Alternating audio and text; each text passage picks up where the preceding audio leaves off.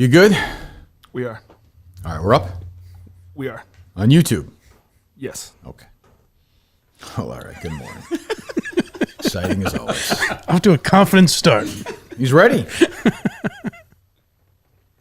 Good morning, everyone. Or later, if you're listening, I suppose, on the podcast, which I think more people do than not. I don't know what Colleen was tweeting about some Amazon thing yesterday. I have no idea. Nor do I really care. It's a Kirk Minahan show presented by Barstool Sports, collaborative effort.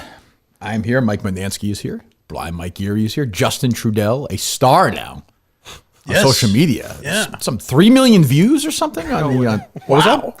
3 million? On Portnoy's, I think there's something like that. Let me see. Dave. You may be looking at different view counts, the video versus the tweet. You know? Could be. The view count on the thing is 2.8 million. My God. Of Justin dancing around and doing the Nazi salute. Is that what that is? Mm-hmm. Yeah, that's what it says. I don't know. And I tweeted yesterday, and I mean this. Yeah.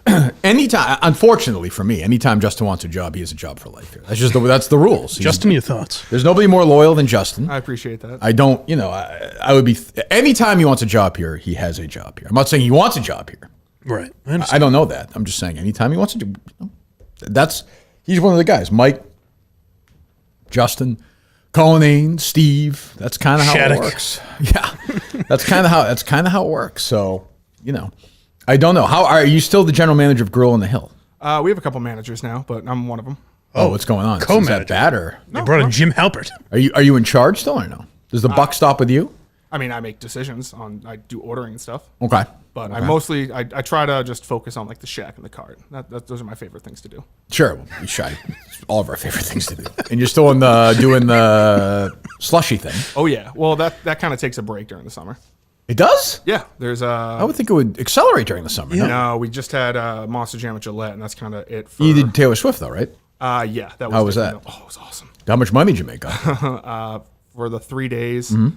$4,300. It's pretty. You yourself made $4,300. That's pretty good. too shabby. Jesus Christ. I like a business that says everyone choose your favorite thing to do. And That that's sounds your good to me. It does not sound bad. What else? Anything else going on with you? Anything new? We haven't seen you since. Well, I saw you at the thing last week. Yeah, it was awesome. We haven't seen you. Thank you. We haven't seen you since.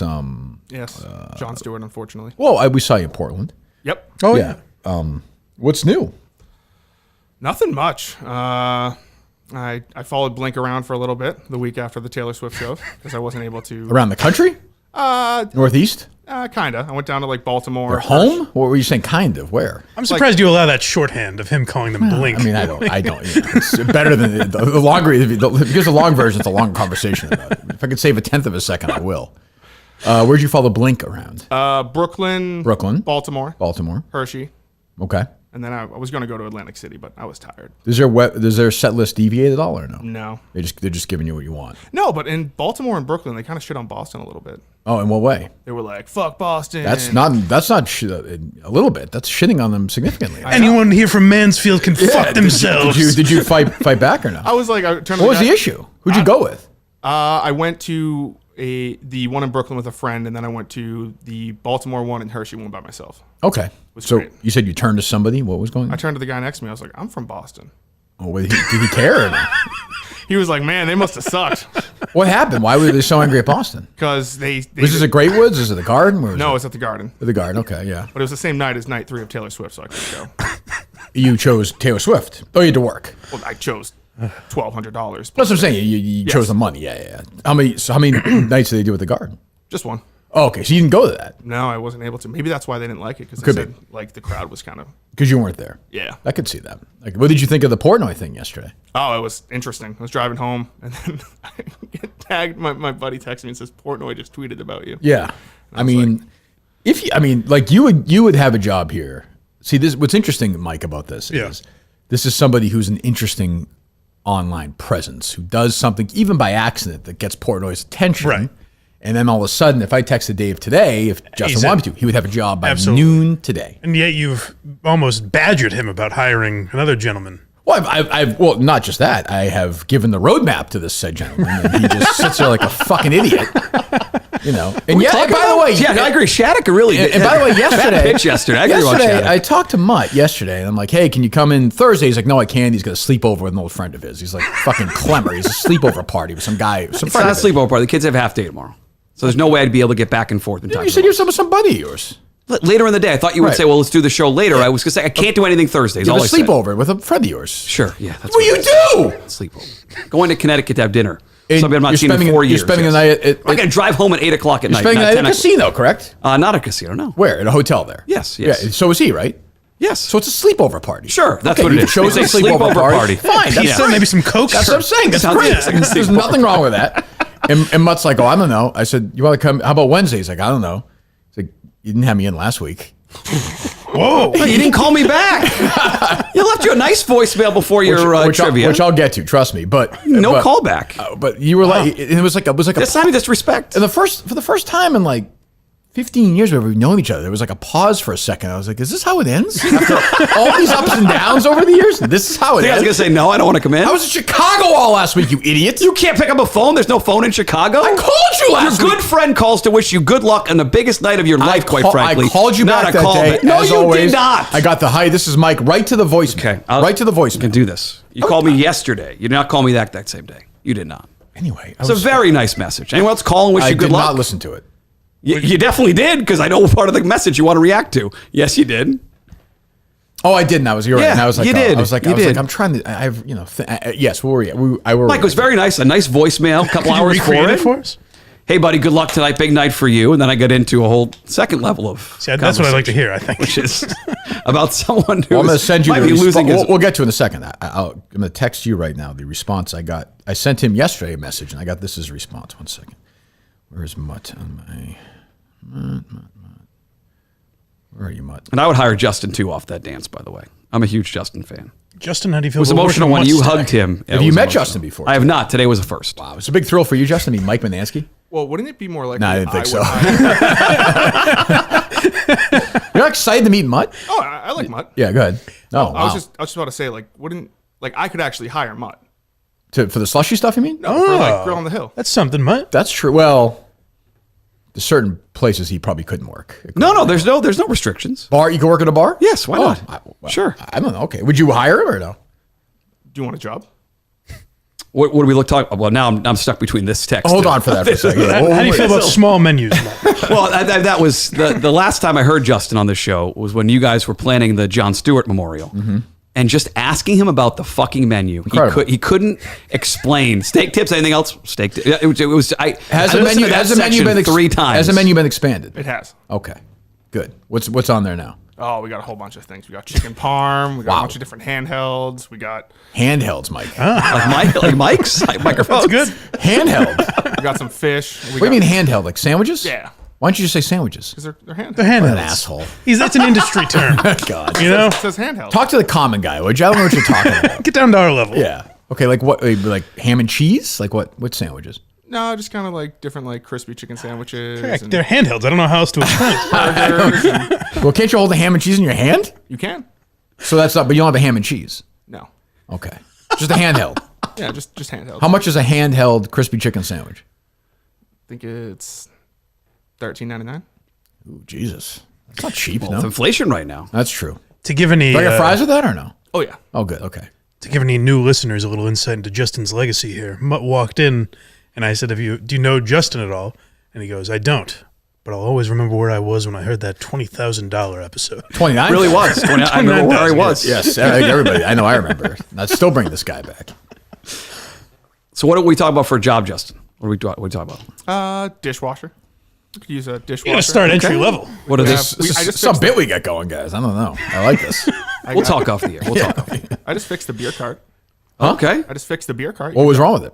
The tire was fucked and needed a new battery. He took care of it. Oh, yeah. Justin showed off for the girls because that's their Yeah. favorite thing to work. I know. was like, ladies, I got it. School's out now. Look out. Look out. Wiping his brow.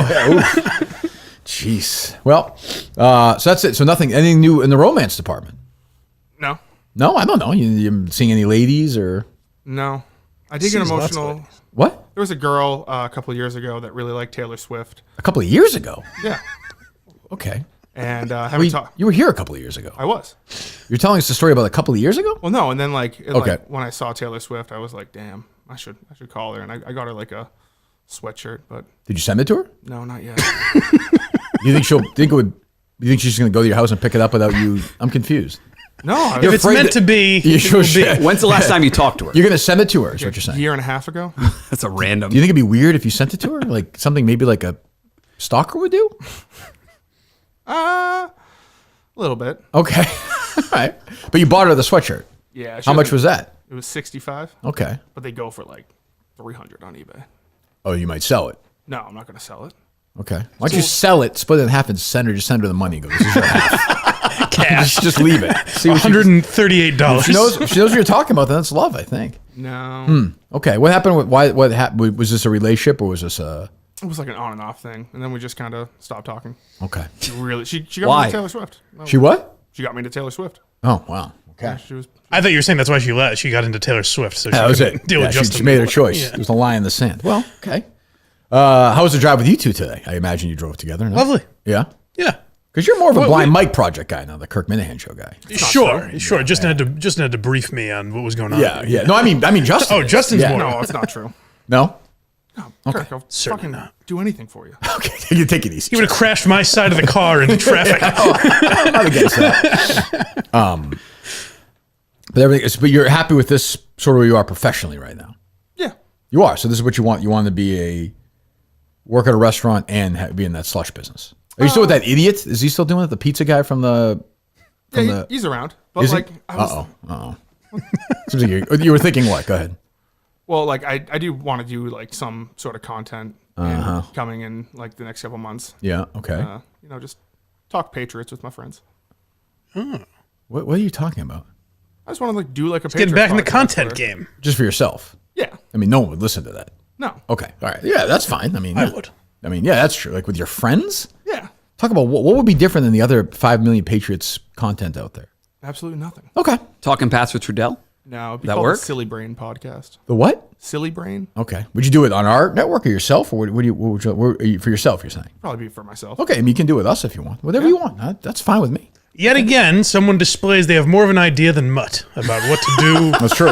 in the media biz. I will say we made fun of Shattuck, but he had a pitch. Yes. He did. He Like, did. which you did not have. He did, and it was a good pitch. I mean, Yeah. I think it makes a lot of sense for the Barstool audience. That's not the question. That's to not be that's into no. See, this is a gambling for beginners. This is why you're podcast not. But you had nothing for with a Portnoy. married couple. You had With a nothing. married But you have nothing. You can criticize that you had nothing. I'm whereas not Shattuck- criticizing. I'm with Mike. It was a very good idea. I think Dave should put it on the network right now. I don't know would if Dave watch it. saw it. I don't know. I don't know how interested Dan is and not interested, but I don't know. I don't know. So Cullinane, do you know this, Justin, or not? I believe I know what you're about to say. Is dying, I think. Yes. Yeah. Yeah. You know? Oh, you knew this too? So anybody he didn't tell. No, he was a little vague about it to me. He said he kind of threw his family under the bus. I didn't know it was him. So there's some. It's not COVID though, right?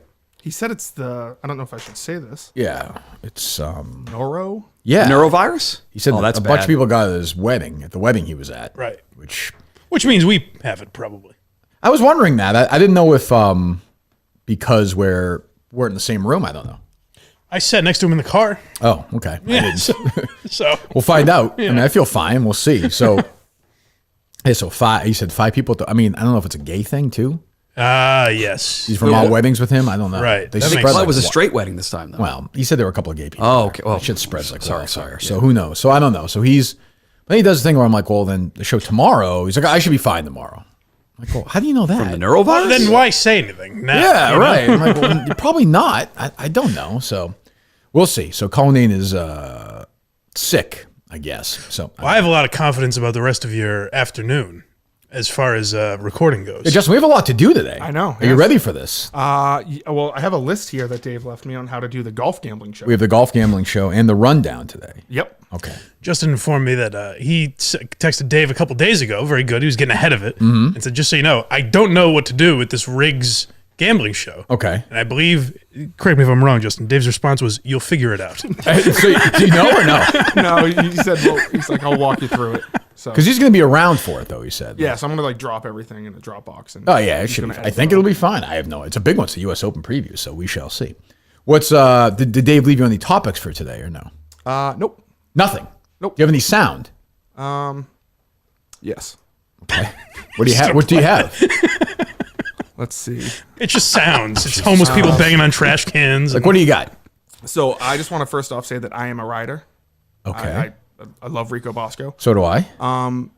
I saw this clip of the dog walk he was on with Portnoy, and it made me think, do you think he might be trying to retire from the dozen as a ploy to get a new contract? I don't know. Because Moving to Chicago? Not right away. It's a weird answer. Well, What does that mean? not right away. Oh, I yes. think he's asking a yes or no. Problem is they don't let Rico. Are Oh, you? 1 second, Justin. The problem is they don't let Rico breathe. Like he can't say anything important. pounce on him. I saw it in person. I've seen it many times in person. I saw this. I was outside of the room while they were taping this. They were doing childhood crushes. Was the draft? Who would be your first pick, Justin, for that? childhood crushes. Oh, there was this goth girl from Danny Phantom. I don't think. I don't think that was the. Is that a human being or no? It was an animated character. Okay, how about a human being for the people out there? Human being. Did you masturbate to this animated character? No, this was before. Okay. Have you ever used animated pornography? Pre-masturbation. Yeah. Because you have fucked up ones, right? What was yours? Okay, fucked up ones. I mean, it was just. What was it, Mike? It was. I think the Olsen twins from Full House. Yes. Nope. Well, if you add them up and multiply it by 2, that was always his strategy. Nope. It was a website called Xcogi was my thing. What is that? It stands for something not great. It sounds bad. It's Problematic? exploited college girls. Jesus Christ. But I forgot about that. Anyway, go ahead. Who would yours be, Mutt? Tiffany Amber Thiessen. That was the first pick in the draft? Yes. That was Mike?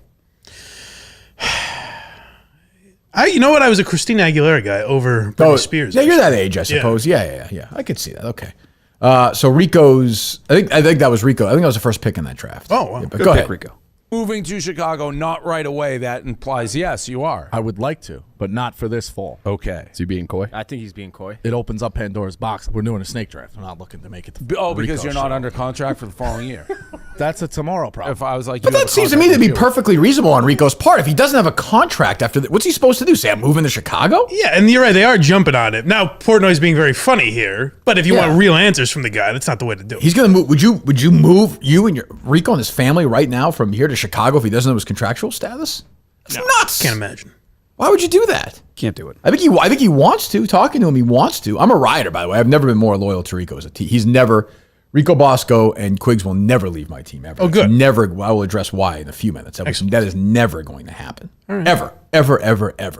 Why are you down on Rico, Justin? No, I just think that maybe he's trying to use hey, I'm a champion of the dozen. I don't think that's going to help much in the contractual. You want me negotiations. back? So I don't It's know. going to be the same thing again. I don't want Rico to go through that again. He's going to get a contract if he wants it. So I don't know why they just don't, get it done now. I think they think it's good content. They're going to do, what's the show he does with Dan and Dave?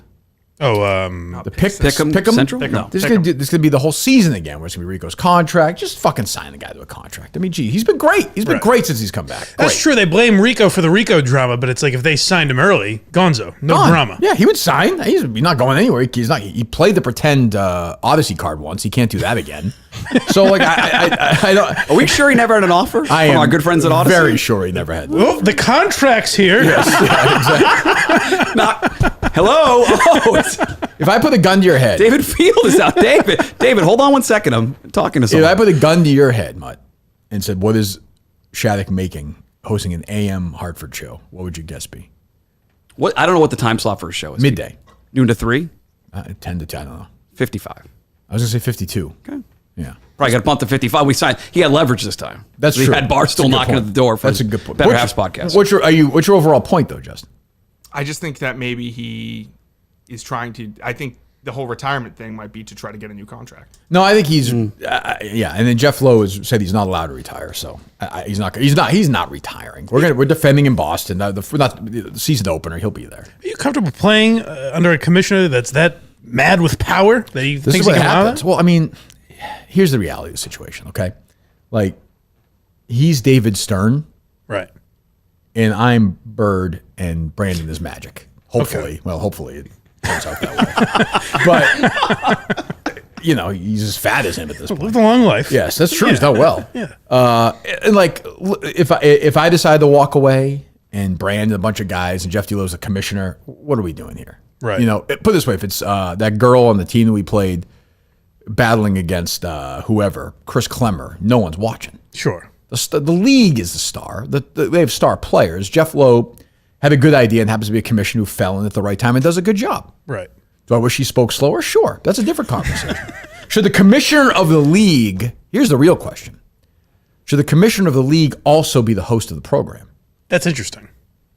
I think it's a conversation. How would it be different if he wasn't? So Yes. Well, I don't know he has, what kind of influence does he have over he's in charge of everything. He writes the questions. He has the power. Wouldn't you rather He's it that host- way, though? Or no? No, I don't know. I don't know that. You don't want too many cooks in the kitchen. I mean, could he use a new host next year? Maybe like Jeopardy, maybe have a celebrity host for a while to mix it up? I mean, if you want he's people a to good understand the host. question, sure. But if you want Yeah. like integrity in the league, I think you keep Jeff. In fact, I've never understood the question he's asked, and I'm still scoring very his points. It's impressive. remarkable, Yeah. I think. We love Jeff. No, I'm fine with. I mean, he has to have power, right? I would think. Would you so. like a committee instead of a commissioner? no. This So what got are to be you a saying, one-man then, band. Mike? How would that? What would you propose? Me? Yeah, well, you said, am I comfortable with that level of power? Like, who are we supposed to have a committee? Oh, well, I think he's just gone a little mad is all. I don't think you can force people not to retire if Rico wants to leave. Well, I mean, This is you're not Nazi Germany, for Were you God's at Harvard that day? I wasn't. No, that's what I'm saying. I don't know what guy the fanfare was absolutely, like, yeah. It was swarmed. It was an insane scene. I saw it. Maybe that's what he's saying. Like, Rico, I've got stress to deal with of being mobbed every time I go outside. Don't add to my pile. So I brought my MVP hat with me today. Look good. Yes, You look This good. is a hat. That's awesome. Thank you. I don't know how many men and women have walked on the moon, but I know way fewer have won. First of all, the MVP of this league, that's one, and have won the championship. We are talking men like Sean Quigley, Sure. Rico Bosco, his born name, Kirk Minahan, Benjamin Mintz. We're talking giants. Yes. Thomas Smokanovich, big names. I don't know if that's it. It's like there's a scene in the film Terms of Endearment, the Oscar-winning film based on the Larry McMurtry novel. Jack Nicholson plays an astronaut who went to the moon, and he's done making love with Shirley MacLaine. You know who Shirley MacLaine's brother is, Justin? John? Is that From some? Die Hard? No, Oh, I have no idea. I thought it was a joke, and then he goes, "Is that someone?" it's never. It's always good to have him. Do you know Mike or no? I don't. No. No idea. None. Warren Beatty. Okay. Okay. Yes. So they're done making love. They're done. John McClane. Do you know what That's what I an meant. elevator pitch is yet? I do. Okay. And he says to her, he's an astronaut, he's like, I'd like for all the guys who were up in space or the moon, why can't we just get together and have a conversation about what it was like? Because I would like to sit down in the room with Ben Mintz and these guys and just talk about the experience of winning a title. Right. You know who wouldn't be there is Brandon Walker, No, certainly not. Correct. nor would PFT, Nope. who, I don't know if you saw this or not, Justin, did. yesterday. It's unbelievable. Do you have the sound or no? I can get Can you find it starts at the 412 mark, I think is what they said. So the tweet I saw. So they're doing one of these things where I'll sit around and they watch the game together. I think it was the NBA championship game. Yep. When the Nuggets won, yeah. And I'm with my friend Christopher Mad Dog Russo that the 86 Celtics would beat this Nuggets team in 3 games. They would not show up for game 4. Like, this is just silly. And you go, oh, you're an old man. Trust me. And the gentleman, the foreign gentleman who's tall, who misses his country, Nikola Jokic. would not start on that team, on the 86 Celtics. Would not be a starting player. He's a fine player. It's nothing against him. He would not start over Bird or McHale. He'd come off the bench, and he'd be a good, solid role player. I think he'd play 8, 10. Casey didn't like to play the bench. 10, 12 minutes. Could you play McHale, Bird, and Jokic up front?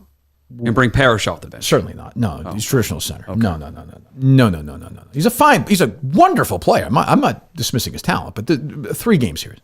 So they're watching the game, and Rico makes a joke about Brandon. Yes. And PFT literally stares at him for 4 minutes. It's death stare. I saw you tweet this clip. I just didn't get anything out of it because I couldn't see it. So it was literally him just looking at him the whole Yes. time? It is awesome. Yes. You have to watch this. And then, do you have it, Justin, or no? I do. Do you have when PFT starts talking? Hold on. So where are you at here? Right at the beginning. Rico's about to. All right, do the brand. So he says something? Pour it all out. Something Brandon would know about. All right, so some Brandon would know, but then he stares at him. Go all out for a championship, something Brandon would not know about. Right, Yes. and let's be so let me just be very clear about this. And PFT's about to defend his teammate, which is fine. Brandon would not know anything about winning a championship. Correct. He has not won a title. And nobody, I've been nice so far. Nobody deserves to get shit on like Brandon. He talks all kinds of shit, goes after people all the time. He's a big shit talker. Just like if I had lost the title after missing the niche question, I would have deserved a endless reservoir of shit from people. Sure. Endless. If you talk the talk, you've got to own it. But instead, what Brandon does is he goes to Eric and Nardini, he does this, he does that, he accuses people of cheating, he blocks people, he gets family members hired, he gets family members killed, he does all this stuff, right? There's a failed wrestling podcast, whatever, does all kinds of things. Fine, no problem. But then PFT offers the weakest, I mean, like, I have more respect for his brother than him at this point. You know, like, it's just an embarrassing moment. Do you have this or no? Let me see. Okay, good. It's a 5 minutes buffering. 4 minutes and 12 seconds, I think is what the tweet says, Justin.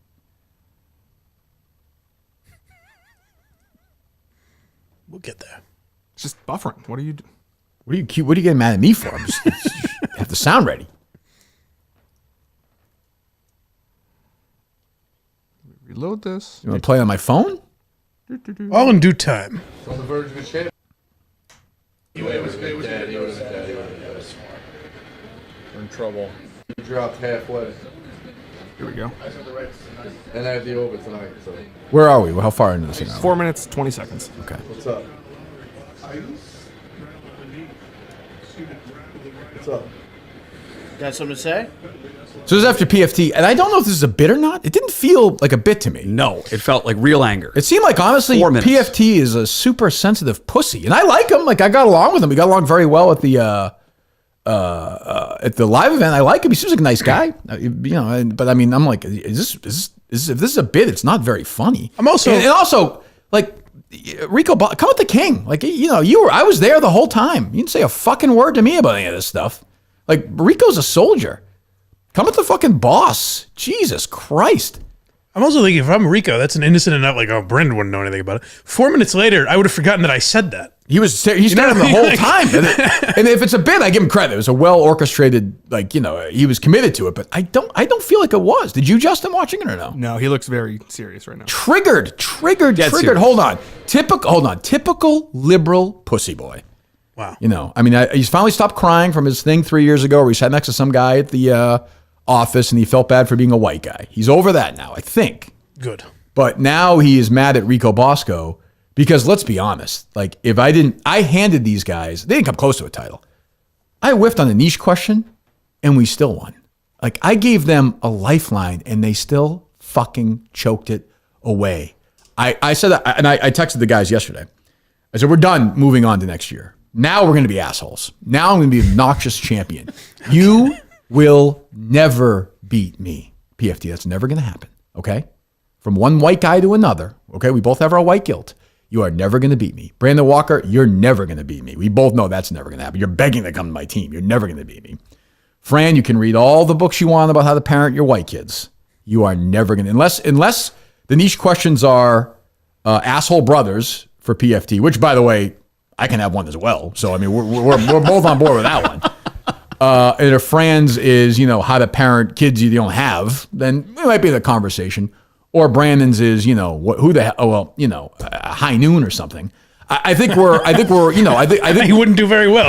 he consumes it. You know, I would say that, you know, shut your fucking mouth and leave Rico Bosco alone. Like, Rico, it's easy to pick on Rico. I've done it. Why don't you pick on Kirk Minahan for a change? Okay? Why don't you do that? Brandon does at least. Why don't you do that? Instead of going after Rico fucking Bosco, who, you know, is a soldier. And I appreciate PFT's defending his teammate. I do appreciate that. But Brandon Walker, same as Kirk Minahan, deserves to be shit on when he loses. He talks all kinds of shit. How many times has Brandon done the, oh, why doesn't Kirk just kill himself joke? Oh, 5 million times? A lot. He did it about all the Minifans the other day. Right, no problem. Like, I got no problem with that. But don't, you know, PFT is a fucking cock-sucking cunty bitch. That's what I would say. Like, honestly, and I like the guy, but listen to this. I mean, he just sounds like a cunt to me. Talking a lot about Brandon's championships over there. Oh, yeah. Listen, you catch Trap. I mean, you got a villain on your team. What'd he say? Just saying a lot about Brandon's championships. What'd he say? Something he wouldn't know that. Yeah. He played excellent. He's a fucking head case. He is on his team. I'm his teammate. Yeah, you can't win him. I'm his teammate. A lot of people are saying. Hold on. So what? Got Hold weird on. there. So what? Yeah, right. So is he not supposed to make fun of Brandon because you're in the room? I Evidently. don't understand. Like, what are we talking about? I don't even get it. Like, Could he possibly be that angry about it? I mean, again, if it's a bit, kudos. Yeah. Well done. Not funny, but like, well done. If not, shut your fucking mouth. Come to Boston. We'll drag you around again. This time I won't toss you a fucking sympathy niche miss. And we'll beat you by 6 points. And then you can cry again. Like, I don't know. Like, oh, I have long hair. I was ugly. Wow, you're crazy. Fuck you. Like, seriously, fuck off. And I like the guy. He did a very nice episode with his dad passed away. I thought it was very nice. He seems like a very sweet, nice guy. But shut the fuck up. Go ahead. Can't win without the crowd. Recent development. Say that you were tamed a comeback story from someone who was low as I was. You guys were winning. It was self-inflicted. You were winning the whole game, though. 100%. I broke my own ACL. You can't be like, oh man, poor me, I was low. I didn't. Dan, you told me don't do. So hold on. So I mean, middleman Dan here. Like I don't understand you do the show with the guy, but like you're blaming Rico for this conversation. Rico's shitting on Brandon, which Dan wants everyone to do all the time. Right. Then Rico does it lightly, and the other guy overreacts, and he's like, "Well, you can't. Like, what are you fucking talking about?" And then he's doing then PFT's doing you cheat the crowd. Shut the fuck up with that. Shut your fucking mouth with that. The crowd. The crowd definitely helped us out in that match. What the fuck are you fucking talking about? You're so worried about people fucking liking you. You'll never really boo you in your life. Trust me. You're rolling over yourself so people will fucking like you. Fuck you. Honestly. Bring it on. We'll play you guys anywhere, anytime. I don't give a fuck. But leave Rico. Fucking Rico. Give me a break. To defend Brandon Walker? Give me a fucking break. Jesus Christ, what a bitch. It's bullying, frankly, the way they treat this man. It really is. I wonder how long Rico felt that stare. It was because it was legit 4 minutes. Dan played a role in that because Dan started looking back and forth trying to get Rico's That's his attention. job. I have no problem with that. When did Rico know that he was just staring at death stare for 4 minutes? Again, it may be Before he some addressed bit it. between those two I'm not aware of. But if it's not, shut the fuck up. I mean, really, Jesus Christ. Like, that's some tweets like, oh, epic. Yeah, epic. Great. You're staring at him over because you're sensitive because you fucking lost and you did dick in the game. I didn't even know you were out there. Honestly, like, congratulations. Wasn't Fran the best player on their team? You chugged a beer. Good for you. Good job. Like, the fuck. Bring it on. Good luck. Come to Boston. And if the Minute fans don't boo your fucking ass out of this place, then fucking show's over. Fucking show is over. You'll see what it's like when somebody actually boos you. The crowd. Is that the official first matchup of the new year? You versus them? Do you get to pick your opponent? I run the league, so yeah. I mean, the fucking only MVP the league's ever had. I'm the fucking MVP. I scored 20 points in the fucking tournament. You're going to LeBron James this. Really Make some the league goes through me. You think it goes through Brandon Walker? No, I understand. Guys has as many trivia titles as fucking Pistol Pete. This is also how you know it's them just pushing Rico around too, because obviously they wouldn't do it with you because they know the reaction they would get. And I would also suggest they wouldn't do it with Quiggs because he's not. If Quiggs made that joke, they would. Oh, that's funny. No, it's a bit. All right, yeah. And then, But Rico, they feel like they can push around. And Dan's an enabler. Yeah. Like, they're like, oh, Rico's doing well, but then they're trying to push the guy away again. Right. And so once I saw that, I texted my team texted Jeff Lowe's on. I was like, be as obnoxious as you want. Like, never stop celebrating this title. It's good. And then we'll rally with a week or two before we'll shut it down. But I hate that. Like if you watch the video, I don't think he was kidding around. Again, if I'm wrong, I'm wrong, but I don't think so. So it's hard to tell with him because everything's like a thing. Yeah, and then if you criticize him for it, it's like the joke's on you, idiot. Misspell a tweet. Like, great, congratulations. I get it. Yeah. Great, Ryan Rosillo. Fucking Mark Titus, that cunt. Jesus. Huh? Titus catching shrapnel. Total dick to me. Was he? Yeah. I thought he liked you. It was like a who are you kind of moment. Like, looked at me like, like he's like, oh, I got long hair. Get the fuck away from me. Again, go dribble a basketball and go watch a 12-year-old, you pervert, and leave me alone. It's funny because Cullinane played me some audio of Titus where he's like, he was actually asking who you were, and then he goes, just so the Minute fans know, I don't want to get in trouble. I'm just asking a question. Make it very clear. In New York, Mark Titus told me that the Minute fans are fucking assholes and they go fuck themselves. Yes. That's unfair. Fucked up. Verbatim. You hear that, folks? That's verbatim. It's no good. Yes, verbatim. And I know that I believe he worked at Mass General and was part of the misdiagnosis of my dad's cancer initially. Really? What? Yeah. Purposeful? Yes. Well, I would imagine. He's a very bright guy. He follows college basketball. You think he's a dummy? It's fair. I think he knows St. John's recruiting class up and down. I mean, come on, where can you find somebody like that?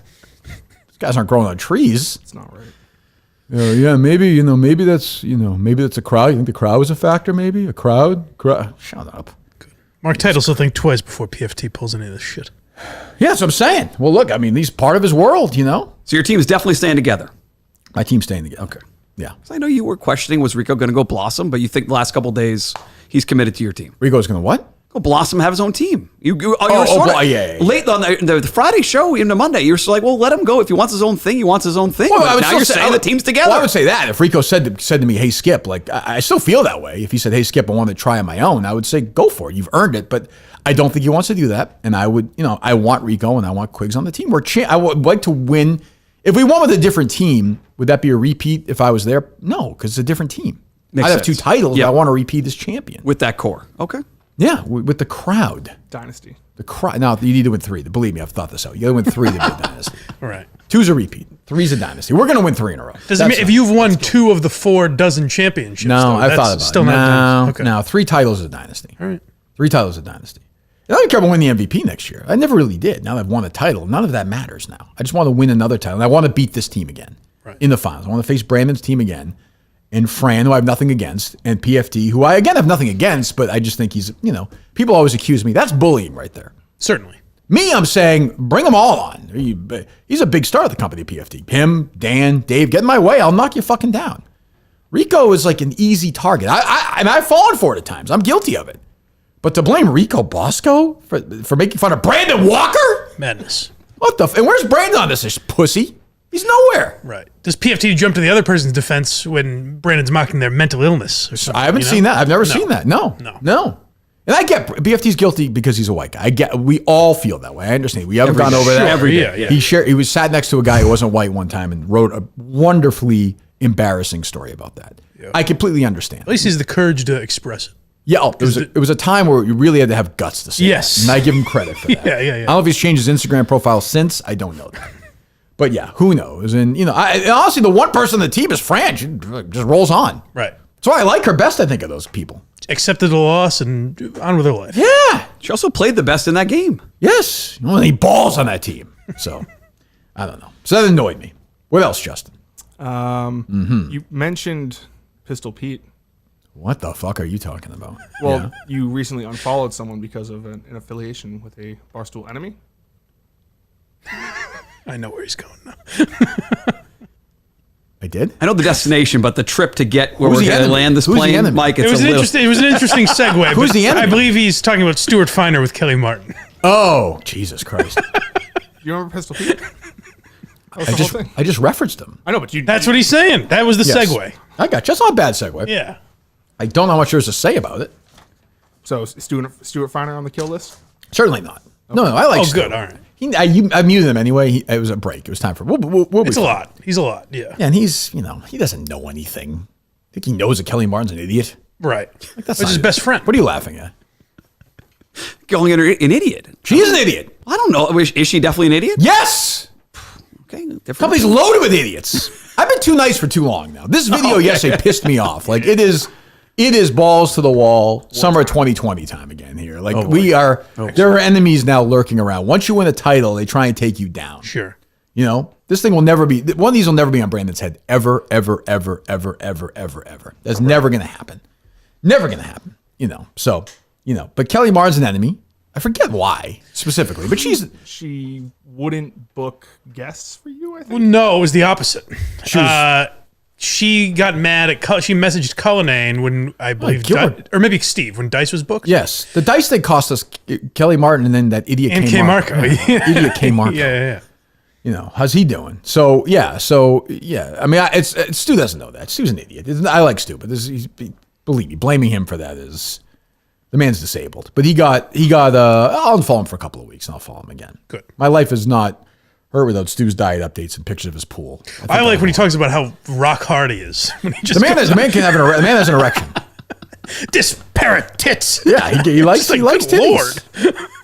Speaking of which, that transgender woman had a lovely pair of breasts in the White House.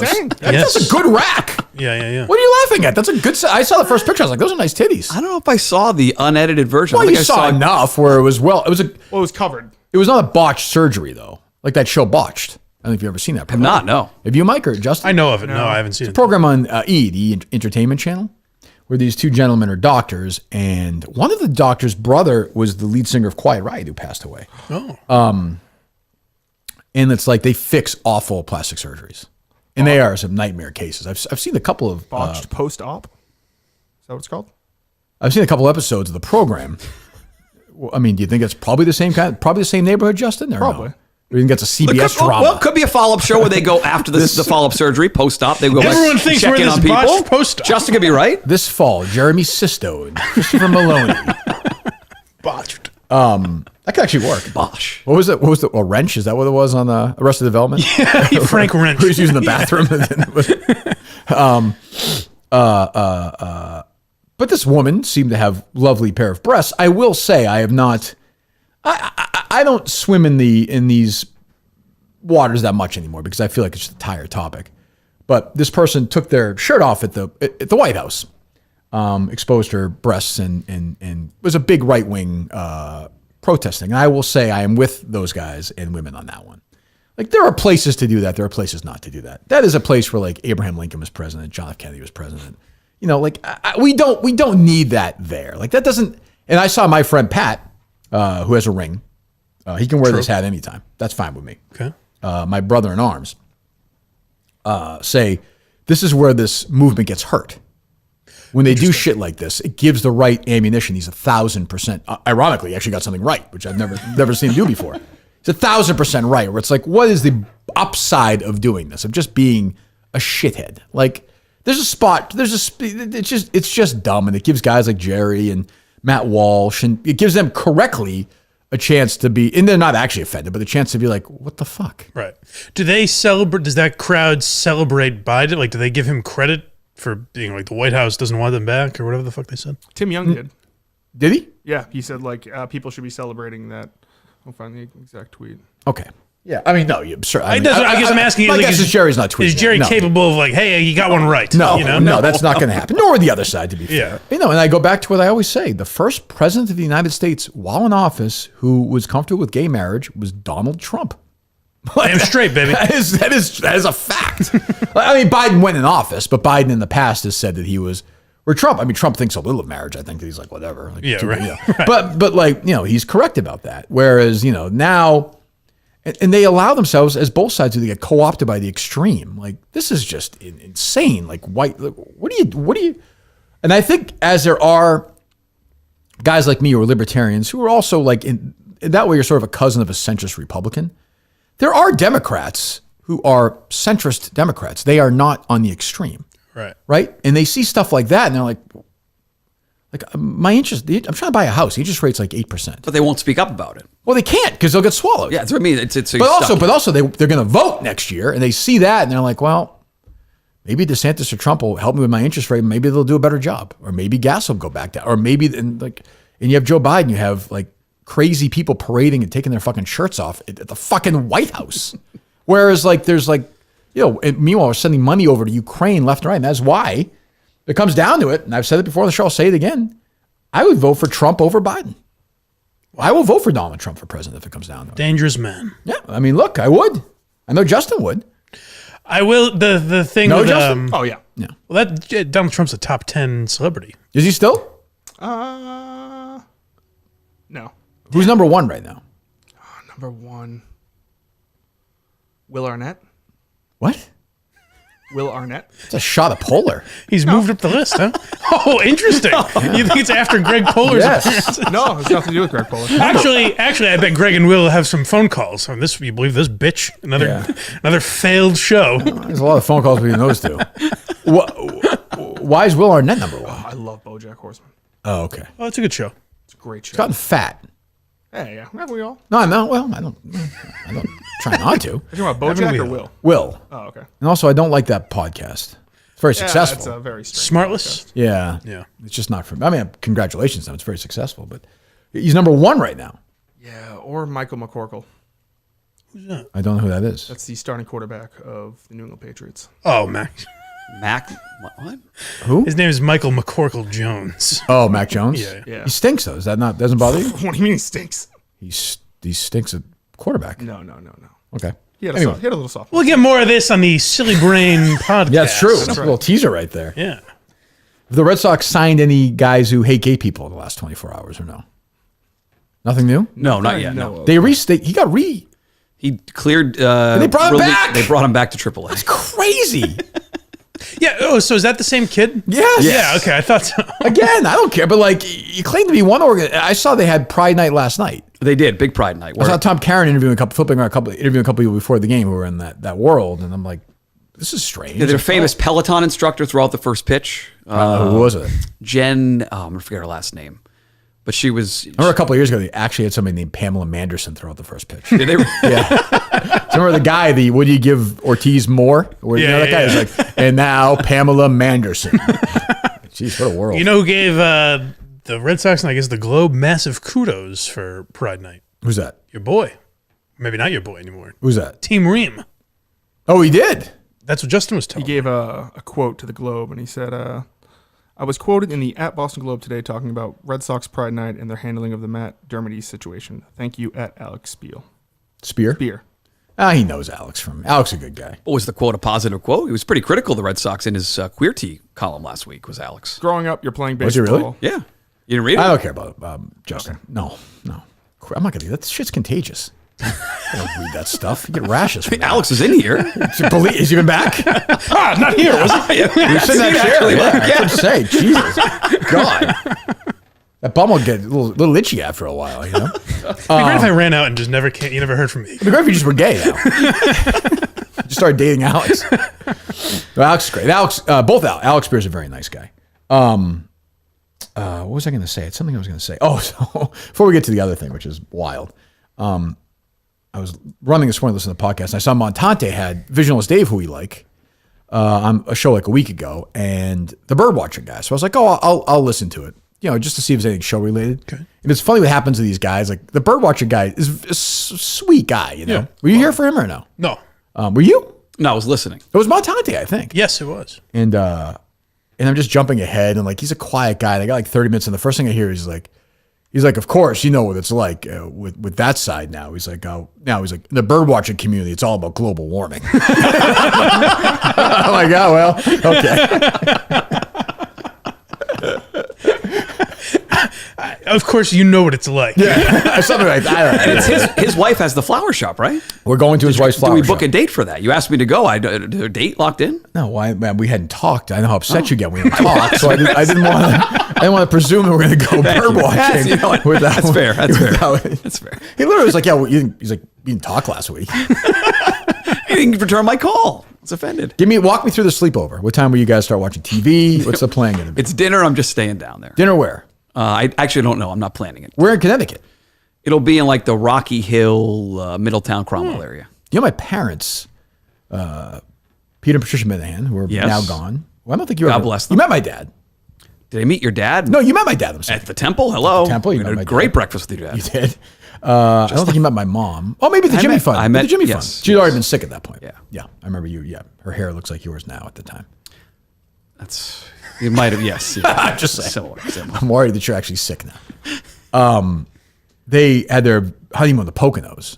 This was years ago. What a spot, yeah. Well, I know. They stayed the first night in Rocky Hill after the wedding. Yeah. They stayed on the way to Rocky Hill. Wow. Yeah. So Poconos still like a thing or no? Or is that from? It's still a thing, yeah. It sounds like it's from like the 70s, doesn't it though? Yes. I'm picturing the hotel or motel you stay in. Hot tub, weird bed set up. A quarter in the bed. A lot of green color, like aqua. Oh, yeah. Yeah. I don't think I've ever been there. No, we used to go to Pennsylvania. My dad grew up in Mount Pleasant, Pennsylvania. You mentioned this before. It's like a 13-hour drive. We go to Hershey. He mentioned Hershey, PA. Go to the Hershey 13-hour drive park there. Oh, by Pittsburgh? Yeah, it's past Pittsburgh. Yeah. Unless you go down through Hartford and around. It's like you leave at 4 a.m, get there at, whatever it is, dinner time. You weren't with us. No, you weren't with us. Jerry and I went to Ken's thing all the way down there. I did not go to Pittsburgh. That was worth. You've often said it was the worst trip you ever made in your life. I'm glad I did. It was an incredible 48 hours. Well, I hate to do this. What was the quote? We can do it. What was the quote?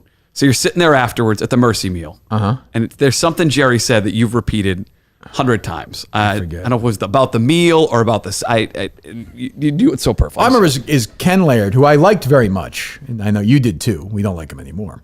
Well, maybe you do. I don't know. No. You don't. Okay. No. His dad died. So we went to, Jerry and I flew down. I had just gotten out of the hospital, I think. Jerry and I flew down to outside of Pittsburgh for Ken's wake and funeral and met Curtis there. Right. So we flew in, we rented a car. I mean, Jerry was full Jerry the whole time, like traffic. He's like, everything looks like the deer hunter around here. You know, it's everything. You know, like we're driving by like 7-Elevens. So we go to the wake, and then we have dinner that night. And then the next day is like the funeral and the mercy meal. And Ken's wife's sister is there, who's a very attractive young lady. So she's sitting, so it's me, her, and Curtis, me, Jerry, and Curtis. And she's from Canada. They're from Canada, Ken's family. And Jerry's like, they're sitting there and she's talking. And Jerry's like, oh, you speak English, huh? She's like, yeah, I'm from Canada, you know. So we talked for a few minutes. She doesn't, like, she got moved around. Like, she had the baby was over, so she just sat with us for a minute. She wanted to sit back there. She goes and sits back. She didn't want to be there. We were kind of like, we got it. She left, and then she said, Jerry's apology. Jerry looks at us again. Thanks a lot for helping out, guys. Chris and I were like, I don't know what you were supposed to. Did you have something like a Wendy's or something? I forget. Something you have those there. It was like he was talking to her like she was from I don't know, like the welcome to our land, like Antarctica, like the most remote place on earth. He did the same thing at that the dinner at the Mexican restaurant with Casey Smith was there. Remember Casey Smith came to this big dinner we had. I forget where in Burlington. Oh, with Gary. Yeah, it was with Porter Cafe. Yeah, Porter we Cafe went the other time. And Casey Smith was there, and she sat down, and he just. So you like college football, huh? Yeah, he was very, And she left. He's like, good job, guys. Idiots. You guys didn't not help me out, but way to have a conversation, guys. She's sitting there by herself the whole time. It was weird. Gary was basically like, she was like a doll. He's like, may I present Casey Smith? Very exciting, boys. This is a woman. Yeah. Jesus. What were we saying? It's the Poconos. Oh, yes. Rocky Hill. All right, so Rocky Hill. The day is One this. sec. Get the kids off the bus. Hold on. You'd be better off getting Omaha Steaks and just grilling them at this place. I need to reorder for Father's Day. Get a Residence Inn. Stay there. Yep. They have the grills there. They do? The Residence Inn. Oh, yeah. Outside. Yeah, go outside and grill them, so yeah. You and your buddy, do you want to say his name or no? My friend that's coming in from Chicago, Jeff. Your friend who's coming in from Chicago. Yeah, there's a Jeff. group of us, but the one we're talking about is Jeff. Great guy. What does it matter as a group? I just asked who it was. It doesn't. You're right. It's Jeff. How can he be friends with you? Like I got forced to do it because we work together. He's still voluntarily friends with you? He is, amazingly. Yes. What does he do for a living? I don't want to get too deep into it. Well, does he do well? Very well. He has a job. Very well. Oh, that's nice, huh? Partner at a big place, we'll say that. Really? Is he hiring or no? Not for what I do. No. Janitorial work? No content creation. No. Dads love steak. All right, there you go. You go to omahasteaks.com. Enter my name, Kirk, Kirk. You an Omaha Steaks guy, Justin? I love Omaha Steaks. Into the search bar. You'll be able to order the Dad's Favorite Gift Package for just $99.99. Plus, you'll get 8 free Omaha Steaks burgers with your order. These burgers taste like steak on the bun, ultra lean, and pack a bold, intense flavor. Over 60% on Dad's Favorite Grill Pack, and you'll get this. 4 bacon-wrapped fillets, which I love. Air-chilled boneless chicken breasts, awesome. 4 pork chops, 4 jumbo franks, which are awesome. The desserts are caramel apple tarts, and an Omaha Steak seasoning. Plus the free 8 Omaha Steak burgers for just $99.99. Great gift for Father's Day for your dad, brother, fiance, boyfriend, anything, Jeff, whoever. You go to omahasteaks.com. Type Kirk into the search bar and order the Dad's Favorite Gift Package for Father's Day today. omahasteaks.com, keyword Kirk. Don't wait, go to omahasteaks.com, type the name Kirk into a search bar and order Dad's Favorite Gift Package for Father's Day today. Do it. I cannot recommend it enough. We love Omaha Steaks. All right, so the Jeff stir flies in at what time? He's already in. He's working in Connecticut much of this week. Okay. So he's coming to Rocky Hill Thursday afternoon. So he's in the Hartford area right now. Where else would you be? Well, there's some bigger cities near New York. I'll just say that. Okay. Near New York. So yes, Bolo, be on lookout for Jeff in the New York area. White Plains? So I'm driving down Thursday, late Thursday afternoon, early Thursday evening, doing dinner with a group of us because they're playing in a golf tournament Friday, which I can't play in because the boys are off from school. Jess is still at school left. So, okay, so that's a long story short. So Thursday's a sleepover. Yes. So basically, you're going to be so drunk you can't drive home. I guess I could drive home. I end up driving home. He could drive home just fine. But no, how dare you, Michael? Are you sharing a room with Jeff? As of right now, yes. So it's a sleepover. He did offer the room, yes. He's employed. Some of us aren't, yes. Did you bring jammies? I may bring some jammies, like a full flannel set. Could Is do that, Jeff? sure. Do you think Jeff is a low air conditioning guy? Are you concerned about that? He wants to go super low. You're good I've with that? Split many hotel rooms with Jeff over the years. Went to the Final Four with him 20 years ago. That's once. Okay, doesn't seem like that many rooms. Many times in Saratoga, we during summer trips we do that. okay, yeah. All sorts of vacation stuff. So Okay. yes, he likes to go 62. Will you guys say good night to each other or no?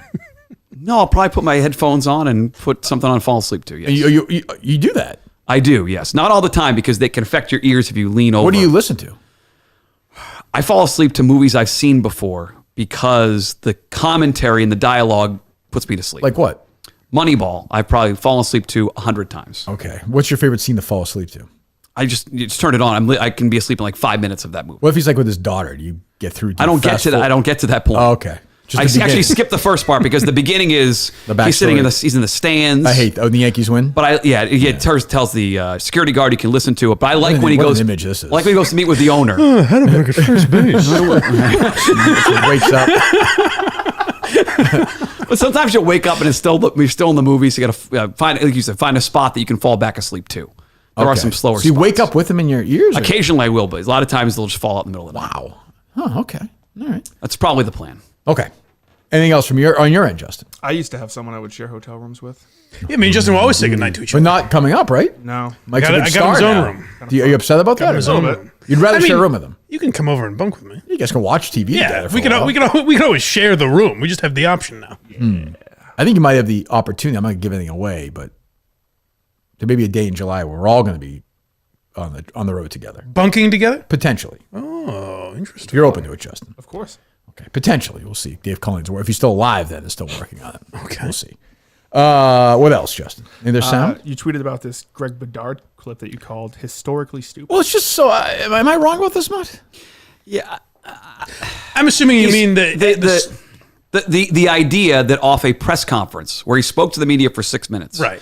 that you can confirm something that was said about a player in the draft is just stupid. Yes, It's just dumb. It's really dumb. dumb. I don't even want But to play that the is sound. that's the machine right now. You're is- you're just waving your arms. And I gave them what they want. I'm sure they picked up 50,000 views or whatever because of it. So, but it's like just this thing where when I was in the media, I tried my best. I would do a segment calling this out for being stupid. we would have played this the next day, Nobody, yes. but people play it now and talk about it like it's real. And they debate, oh, do you think this is like, it's just silly. Well, I bet there might be something to like the idea that he doesn't have the confidence of a usual corner. But what I like is the mentality that the Boston media is still so tough that Right. they're going to grill this guy. And they're like, well, he couldn't handle us. Do you think like week 6 or whatever against Miami 3rd and 8 when he's covering some wide receiver, it's going to be because Greg Bedard asked him a tough question. He just, he's like, I just couldn't handle it. It's too much for him.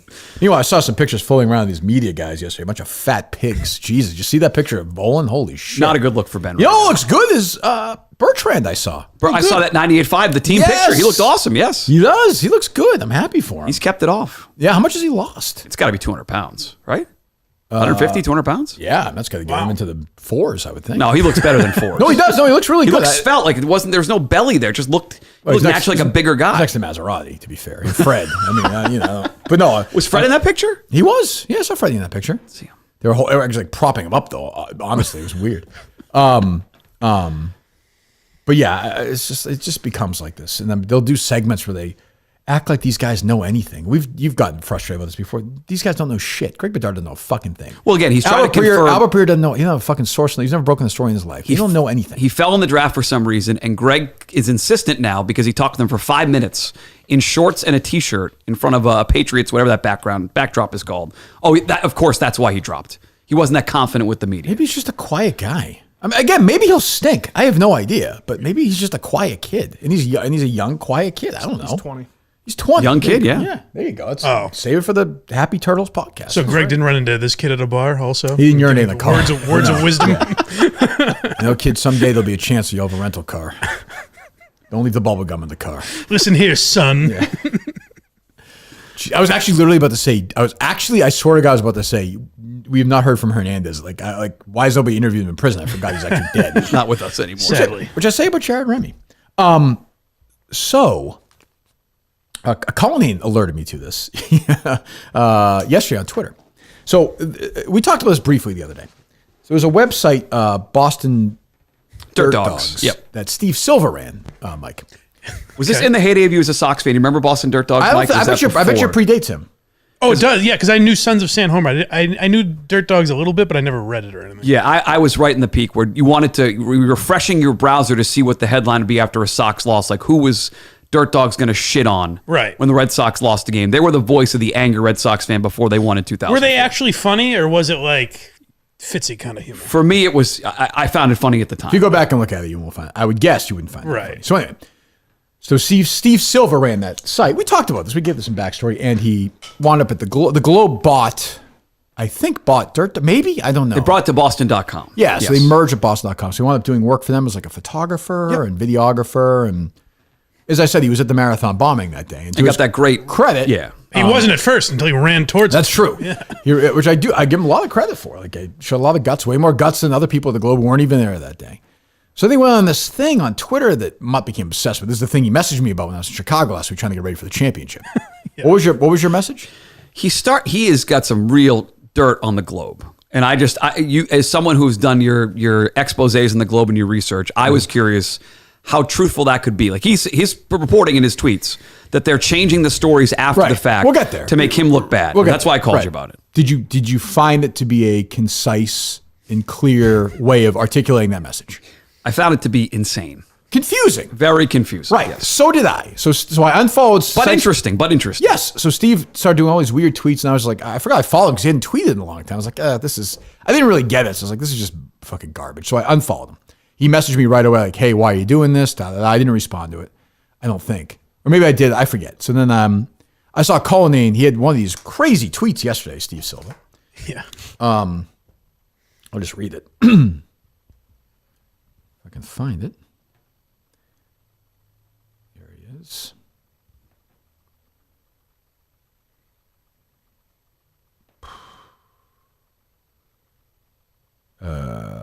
At Brian McGrory, who I hate as well. Fuck you, asshole. The only plan for you is, I guess it's McGrory's big journalist. McGrory is the guy who ran the Globe he left to be. He's a fucking asshole. He's a predator. He's a prick. He's a cock-sucking motherfucker. I hate him too. I'm with Silva on that one 1,000%. Fuck you, asshole. The only plan for you is to clean up on aisle 3, you lying fraud sack of shit. You fuck you, McGrory, you fucking asshole. Stay the fuck away from BU kids with your bullshit brand, building desires of journalism. Fucking fraud motherfucker. You're fucking dumb because I will continue to pound the facts and BU will be too embarrassed. And you will become too much of a distraction to continue to chair of the journalism department. And thanks for the fucking 3x2 thank you card, which I think may be more of the core of his anger. You pure piece of shit. Think? If Christine Cholin, Jennifer Peter, and Mike Bello were so instrumental in the bombing coverage, you would have fucking mentioned them in the Pulitzer submission. But you didn't, you lying asshole. You took those fucking marathon burger flippers to New York City to see Hello Dolly and get shit-faced, which again, I think we're getting to the core of his anger. You thought you were going to be like every other lazy-ass Globe and cash out for doing shit at BU, which it seems like he's done. Well, it ain't happening this time, pal. You're fucking done. You killed a BU grad story in the marathon bombing and deleted it from the internet. There has to be one coward in the media with the balls to ask you on camera, you fucking fraud. Hashtag send Housley, which I'm going to see if that took off. I'm sure it's trending still today, right? 2 tweets. His and Ziggy Robinson said that hashtag has legs. If he had hashtag fire Cullinane, he would have had some momentum. Well, that's true. With this tweet. But I get Steve's passion, so I appreciate his passion. So I messaged him and said, hey, basically like, you know, he's all these things. And I'm like, what's the proof? Like, I just wanted proof because I didn't really understand it. That's why I called you. Like, where is the smoking gun? That part of it. Yes. I was like, I don't understand. Like, I just literally don't understand quite. Like, it's just muddled to me. So Steve's like, you want proof? He didn't show up at my Christmas party, and I don't think he had better plans. Well, they responded to me, Mike. Fuck off, Kirk. Telling me I need to send you proof? The fuck? I had your back in anything online and offline for years. Then you unfriend me, don't bother replying to me, and now I've got to provide things to you. Seriously, go fuck yourself, man. Wow, set of balls on this guy. Don't need it. Too busy with 3 businesses and this shit. Can your team do bang-ass revenge videos on the fucking fly? Didn't think so. Well, that's true. Send me proof. Fuck you. Who are you? We have never guessed you turned into such an asshole, but certainly says a lot about you than it does about me. And your hi, Steve, which I think I said to him initially, hi, Steve, to me is to fuck my ass about rambling. What a needless fucking asshole thing to say to a loyalist who listens to your rambling shit show daily, which he listens every day. I appreciate it. Downloads. Then he has some links to some things where he talks about. Then he says, asshole, talking shit to a friend who is doing what you tried to do for years. So disappointed in your Kirk. I think he means you. Last year you were here for me, so no reply necessary. So I responded to him. I was like, hey, like, I'm just trying to figure out what's going on. Like, I'm like, you'd be mad if you want. I don't really He care. just responds all caps, not necessary. I was like, go for it. Like, be mad if you want, but I'm trying to figure this out. So he actually had a semi-concise post last night, which I think was in response to mine. And I think his issue, like, he's obviously bitter. Like, again, like, I think he's bitter the Globe fired him and they scrubbed stories. And that to me is very interesting. Like, you know, we'll definitely look into it. And if he wants anybody to care, then I will pay attention to it. If I don't pay attention to it, nobody's going to care. He'll just keep getting 2 retweets on his tweets. One from his retweeting himself again, then from the Dirt Dogs account. He's getting no traction on his own. I'm not saying he's right. I'm not saying he's not wrong. I'm sure he's right. I am telling him, and everybody who pays attention to it says it makes no sense. It's muddled. It's not concise. He can be defensive if he wants. He can be angry if he wants, but he's hurting his own cause. If he sends something out that's clear, concise, and lays it out, then you get shit done. When you're doing this like weird parody stuff and Greg Hill, and it's just he's on top of this. He's also doing this weird thing where he's like the fake program director. Yeah, it's of also, the Greg Hill it's show. also not funny. So it's like it just isn't landing. And I like Steve. I told him he's welcome to call in today if he wants to talk about this. Anytime he can call in. But I don't know what he's trying to do. And if he's saying, and so I think he had a more concise in response to this. I think actually I know because let me see here. Let me see here.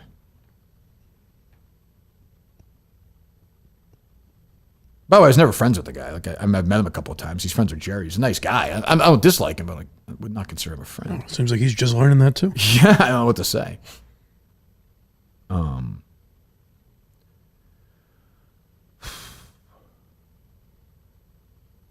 So to summarize, he first says Silva it's from the Boston Dirt Dogs account. He keeps saying Silva like it's somebody else doing it.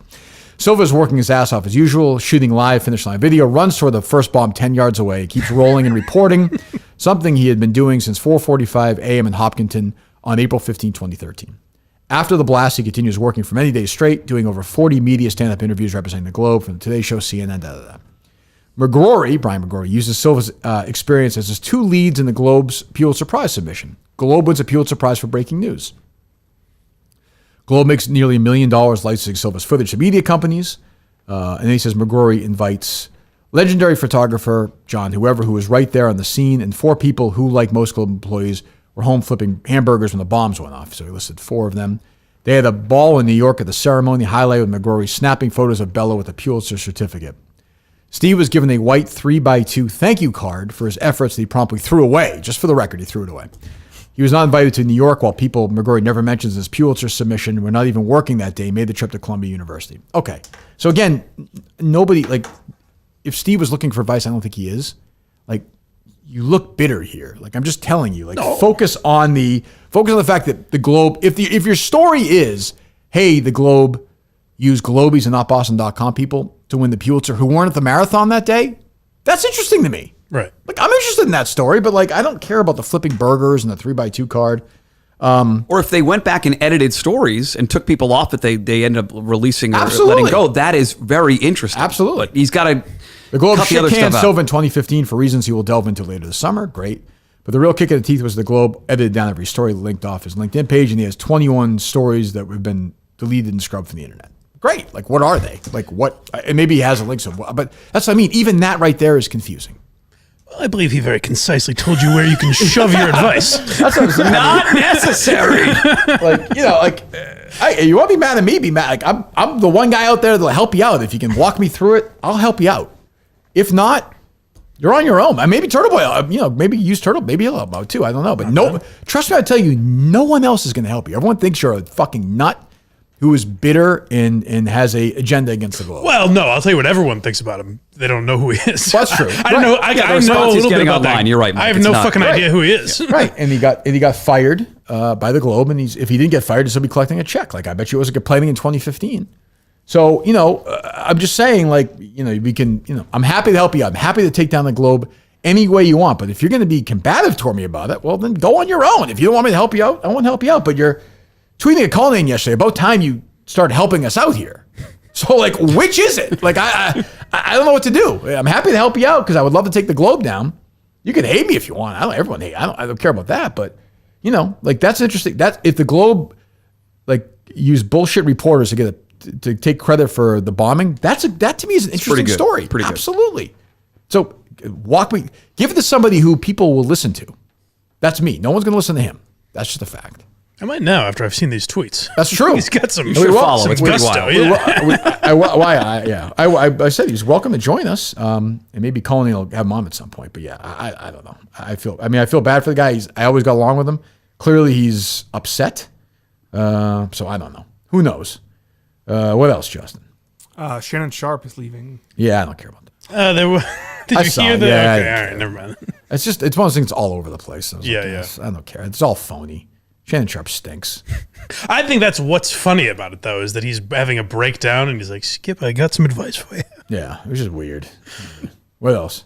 Someone sent me a website today, and it tracks every single horse that has died in 2023. That's one that fits on one website? Correct. The bandwidth, they must be. Really? How many do we have?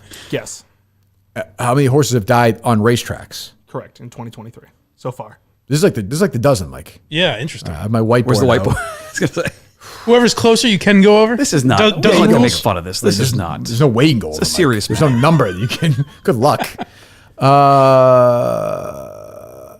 126. Oof, a little bit low.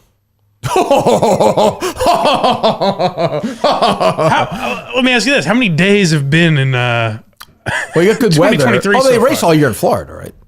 Yeah, year round. Del Mar. And, I'm just saying that's probably. California. have you been to Del Mar before? Have not. No. That's nice. That's a nice event. No. Yeah. We're about halfway through You been the to year. Del Mar?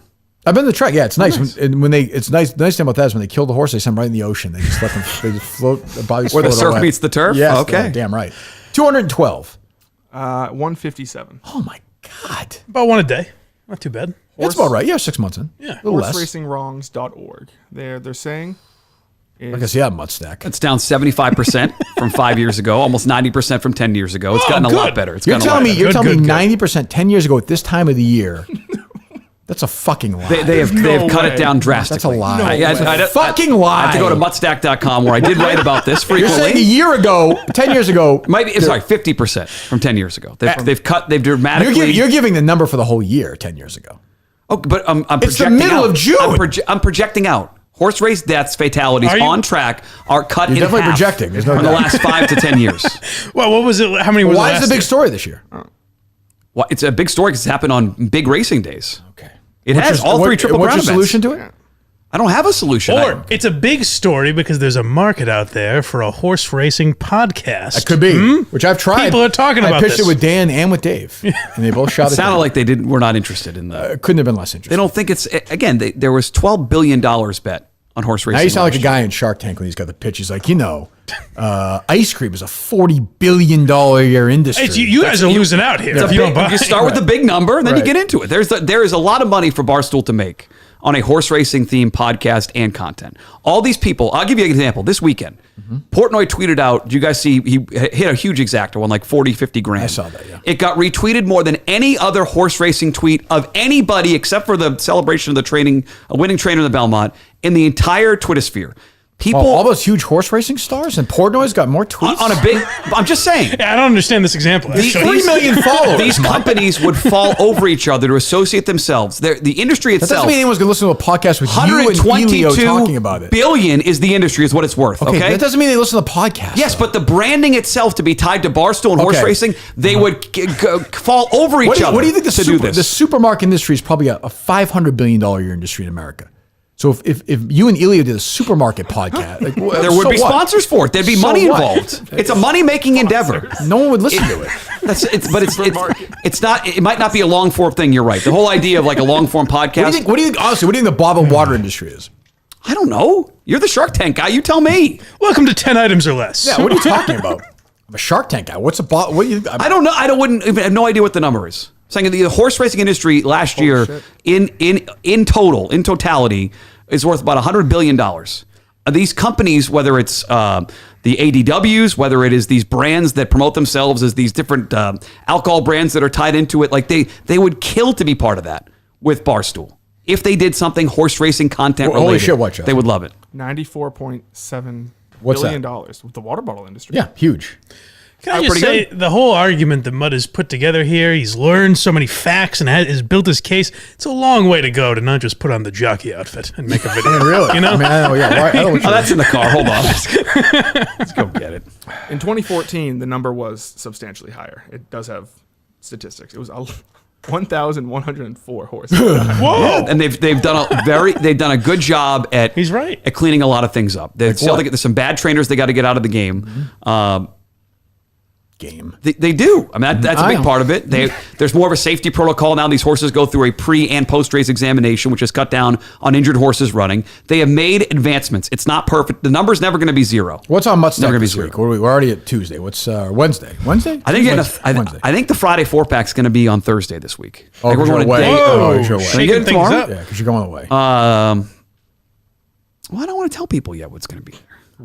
Just give them an idea. Well, I think Justin will like part of it. We are going to talk to a guest who's going to help us out with Patriots minicamp this week. They had 3 days down there. What Pat's minicamp. drip is that? We have to tune in tomorrow. It's going to be that idiot morning. Callahan you have on your old show. Mutstack.com. That's a fucking lock. Mutstack.com. Who stinks. We'll probably have a review of the Belmont. We did give people the winner last week, so we'll probably review our Nothing better numbers reviewing a horse race from 6 days ago. I think there was a hiring at 98.5 that I think is noteworthy, and I think it was a good hire by 98.5. Joe Murray getting the night job there. Great. And then we'll see what the next 12 hours or so. Fantastic. Yep. There you go. What's it? blindmike.net? Yesterday was it's funny because I'm thinking of ways to make fun of Mutt, and then I'm about to say yesterday was 1 year's worth of Q's days. Oh, good. We've been watching Quincy for a full year. Wow. Congratulations. Thank you. Nice. And live stream on Friday. Go subscribe to the YouTube. Yes. And Why You Laughing, Doug Stanhope, and then Pat Cooper. And I actually had a Why You Laughing related question for you. All right. Because I've thought about... Sounds menacing. And I've thought about an episode I kind of want to do about, I don't even know what I would title it necessarily, but like there's a lineage of Dane Cook type comedians since Dane Cook. Oh, like the new Matt Rife guys. Right. But I was trying to think of guys from like the 80s and 90s that were like, Ooh, that's a good question. Hot male comedians, basically. Besides Gallagher? It wasn't really boy, Mike. It wasn't really like kind of in movies and stuff. I guess so, yeah, because it's almost like Dice is one I thought, but I find Dice funny, you know? Right. Kind of like good looking and Yeah. It was kind of new at that point. Yeah. Which leads me to something else, by the way, because speaking of comedies, a week from tonight, in this studio, I will be taping an episode of the B.O. Boys. Oh, yes. Breaking news. Well, congratulations. Congratulations. Thank you very much. Yeah. You beg enough, you get it. Continue to use your large platform you have to get on these smaller platforms Correct. to be a guest on these niche. I like this. Correct, yes. So we're talking about previewing the box office, I think, chances of the Jennifer Lawrence movie, comedies in the box office, which I think Is that raunchy R-rated film. I think I might see that this weekend. Oh, really? Yes. There you go.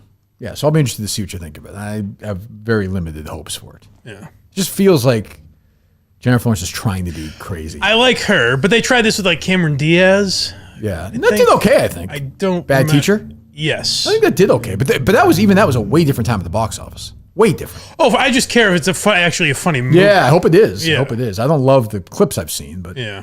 who knows? I don't know. You gonna see it, Justin? No. Are you attracted to Jennifer Lawrence? Yes, back in the day. Whoa, a little weathered for your taste. Well, I don't like her. Like she's very blonde now. I liked her as Katniss. Oh, okay, I can get behind that. Okay. There you go. Megan Fox. Yeah, she was hot. What does that have to do with anything? What? It's true. He's right. He's not wrong. I'm just thinking back to when you said like your childhood crush. Oh, there you go. Peloton instructor Jess King. Sorry, I forgot her last name. Jessica. I don't know why. Was she a member of the LGBTQ plus community? She is, yes. Oh, good Yes. for her. Congratulations. Jess, can you handle the phone calls? Yeah. Okay, we'll take a few. If people want to talk to you guys, we shall see. Mutt, do you love horses? I do love horses, yes. This website says you can love horses and you can love horse racing, but you can't love both. That's true. How do you Print the address that? t-shirts. He does not love horses. Speaking of, where are the t-shirts? He loves gambling. Where are the t-shirts? What t-shirts?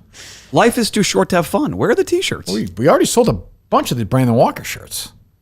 I I'd sell both. I don't want to over. You Okay, know. sorry. Yeah. Colleen's dying. Give him a break. We're all going to have the neurovirus now. There's no question. You always get worried about stuff like that. I Right? do. I'm a definite hypochondriac. Yeah, that's gonna happen. That sounds much more menacing than COVID. Way more. Neurovirus. We sent it to me. I was like, was like, is that COVID? I was confused. He's like, I think I'll be in tomorrow. I'm like, oh, all right, we'll see. I don't know. He probably will be coughing and sniffing. And who would even know if you're him? You know, I have no idea. And then you'll ask him if he's sick. And No, I don't know. no, yeah, No, sure. you know if you have neurovirus because you're shitting for 2 or 3 days. Oh, really? That type of virus, yeah. You say he was run down. I have no idea. I don't know. Thoughts and prayers. And we were going to have my guy on today because he wasn't in. We weren't able to do it. My guy, what's his name? Baby Gronk. Yeah. So I think we'll have him next week. Good. The man deserves a platform. Sure, certainly. He's nowhere. He's nowhere. You can't see him. Well, maybe Barstool's attacking the guy. I don't know. You know. Him, the dad feeding the son. I thought we were exploiting Little kids. aggressive. It always ends well. I don't think it's going to be a big issue.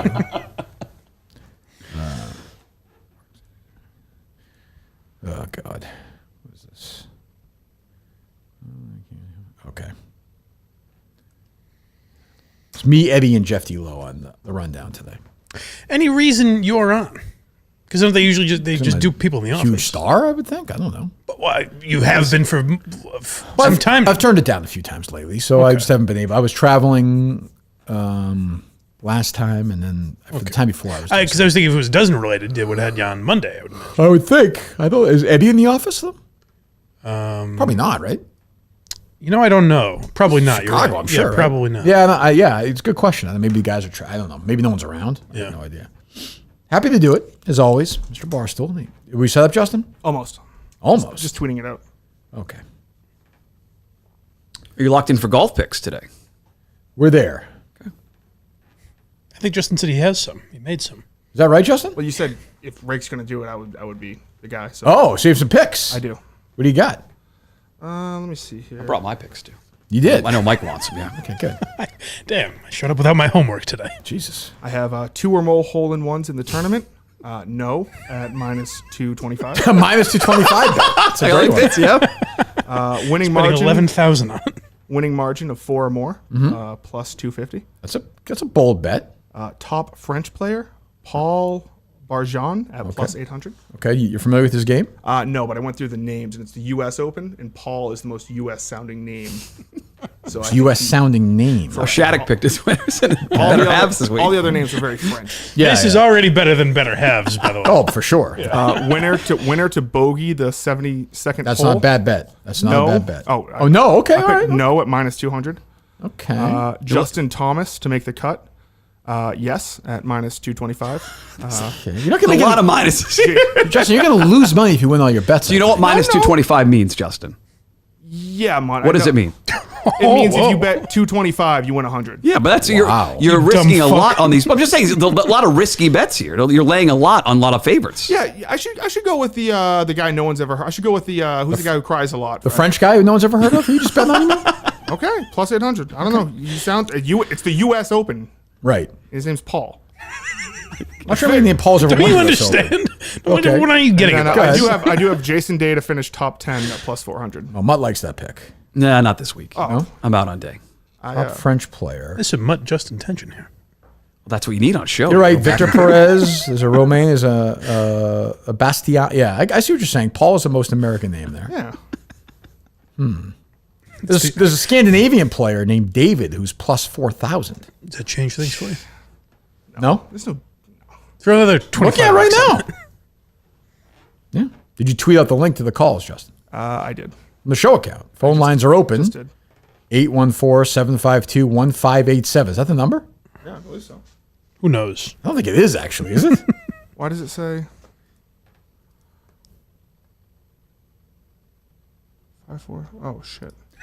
At Kirkman, at Blind Mike, at Blind Mike. Let me retweet it real quick. Well, I would have tweeted it out. I didn't get tagged on this. This tweet has been deleted. I meant. Yep. Oops.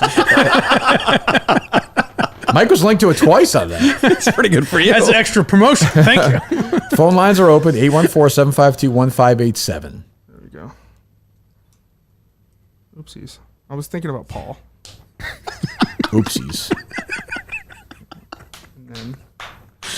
And then, I actually have a story about Jason Day. Okay, 1 second. Curious. Almost got his wife killed. It happens a lot with her, actually. Yeah, that was me. Welcome to Verizon Wireless. Your call Nope. Oops. calls today. Maybe no calls today, folks. We're calling it talk show once in a while. So you got- Because I typed in blind for Blind Mike, and then I typed in Mike for Mike Mutnansky. And I come up both ways. Gotcha.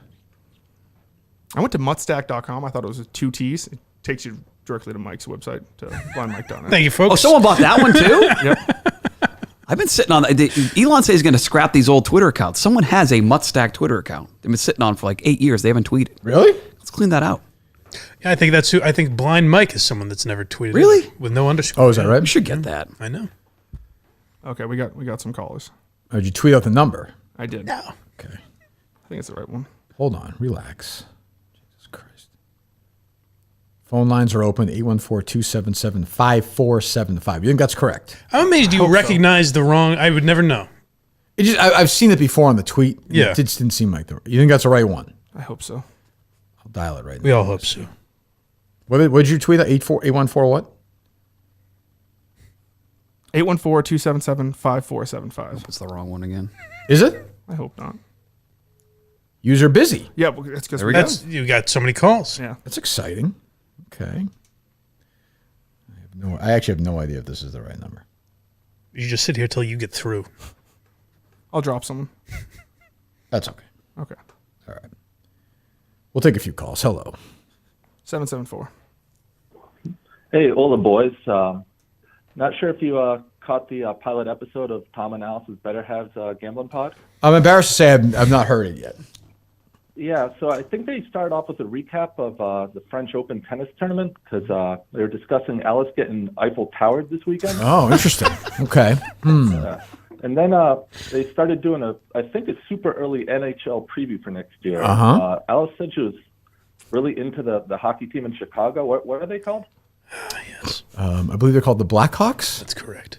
Yeah, yeah. She said she was expecting a lot of backdoor covers from the Blackhawks. Okay. They are good. And Tom said he was, he liked that she was so into it, but he preferred just to watch them play. Sure. Okay, right. I've heard that. Getting Yeah. in there, so. This show's got juice. Thank you very much. Thank you very much. Now, did Mr. Katz express more interest in No. Shattuck or Mutt? Justin. Okay. Honestly, Justin last night. He did retweet your. Yeah, I saw that. Yeah. I love Yes. that. Yes. Hello. 978. Be great if Portnoy was really like trying to hire Justin. Justin's like, nope, can't do it. Well, if Portnoy reached out and said, I want to hire you, would you say no? Would I have to move? See, he's got the upper hand already. I would think. I don't know. I could do maybe a week on, week off thing. Yeah. Okay. Won't work for this show, though, Mike. No. Portnoy, he'll jump and dance for. Hello. Seems like. No, not true. I'll do anything for you. Okay. Hello. Jesus. 978. Oh, God. Don't ever say it again. Get it out of my ears. Hello. This is interesting, Kirk. This is Dan. What's going on? But we're actually calling Foreplay would like to hire Justin. Wow. Oh, this is. By the way, if you watch that clip with Tommy Fleetwood's caddy, this is little Dick Dan. Well, when I Rappaport. almost fucked up did you Tommy Fleetwood's caddy. Did you see that? Did you see that, Mon? I did. That Or he Dan, got absolutely shouted Dan, down. embarrassing. Put me in I place. give Riggs credit for not going to your wedding. Do you have any idea how close that caddy was to getting knocked out? Oh, you melted. It was unbelievable. I saw you tweeting last night, like, nobody make fun of Jay to be fair, he's a Monahan big right guy. now. Did you see him? Oh, Jesus Christ. He's a big guy. You want to hire Justin for foreplay, you're saying? Yeah, we're trying to get Trudell on Foreplay. Justin, you interested? You're a golf guy now. I was told yesterday that Riggs actually played at the golf course a couple of years ago. Wow. Girl on the hill? My God. Wow. Yeah. That's royalty. Is there a plaque there? We want to do slushies on the 16th hole. Okay. I could see that. I could see that, I love Dan. snow cones. Who are you picking this week, Dan? Fitzpatrick? No, I'm actually not picking Fitzpatrick. We're kind of on a cold spell in our relationship. Oh. Okay. I'm going with Fleetwood. Okay. Thank you, Dan. Caddy told me I had to, so. Okay. Muted Dan Rappaport this week. Mike. Seems like. Thank you, Danny. Are you loaded up, Justin? They are. 908. Hello. Kirk, Yep. this is Christian Arcan's asshole. Oh, boy. Hello. Are you running right now, Christian Arcan's asshole? Yeah, there's a lot of jostling. Somebody make it stop! Kirk, you there? I'm there. Oh, sound I'm there. effects? It's not working. Oh, I get it now. Okay. Help! What's going on? Why is your what's going? Oh boy! Who is in your asshole? Well, is it not consensual? Yeah, this is Arkin's asshole. Who is in your asshole right now? Arkin's asshole. There's too many of them. I can't count. Too many of them? Is that what he said? So big. Jesus. Thank you. Ah! Well, thanks for the call, Christian. Your asshole, rather. No, it wasn't Arkin. I don't think. No. The guy walks back to his desk as to pretend nobody heard him. Poor Arcand. Cannot be a pleasant life at this point. Hello. 978. Hey, Kirk. It's Dan and Wolfboro. It's perfect that you and Mutt are together in studio. Okay. I tweeted at you, and obviously I'm sure you didn't see it because I'm a nobody, but there is a gas station in Danvers, Kirk. If you go to my Twitter, I took a video of it. It is fucking loaded with Prime. Every single flavor, and the whole thing is filled to the goddamn brim. Okay. How's your Prime thing Peace going? offering for Harry. Did it get to the home yet? The Amazon? The Ice Pop got there. Okay. They ripped through it. Oh, And really? now they're debating on what flavor they want next.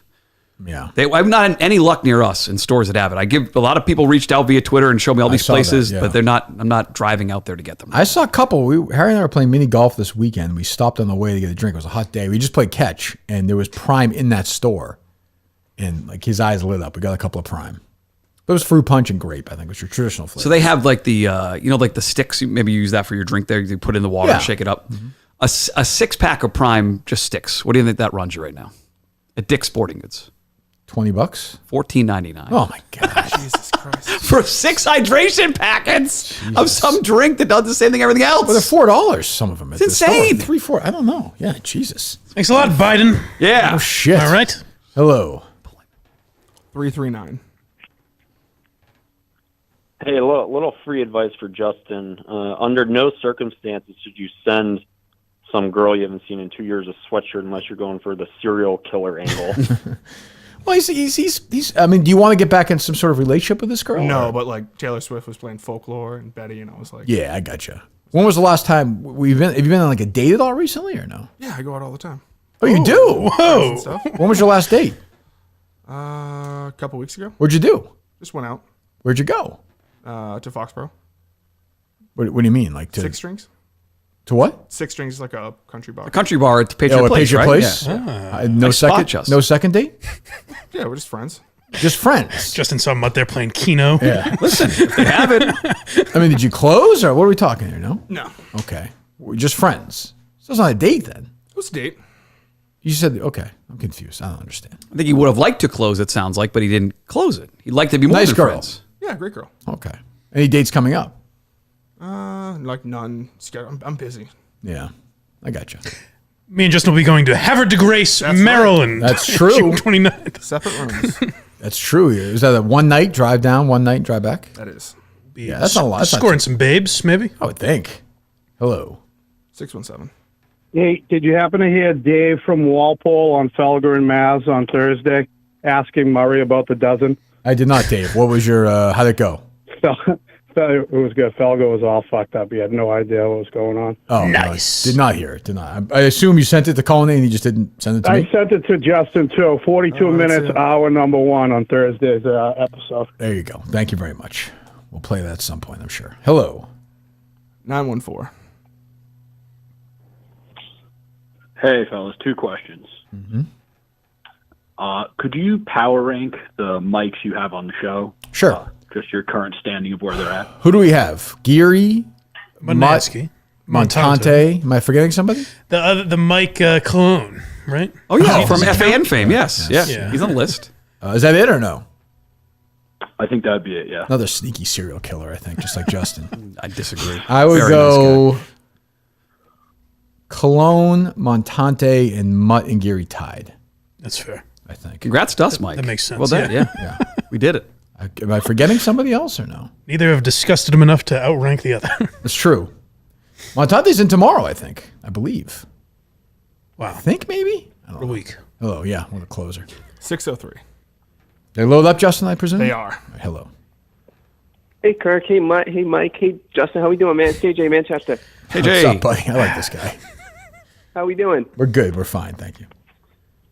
Good. Hey, quick question from first off, I'm crazy cold right now. I mixed up Sudafed and Tylenol. Have you ever done it? It's quite a trip. But anyway, quick question for Mutt. Yeah, buddy. Mutt, you said you had a source at the Fisher Cat, buddy.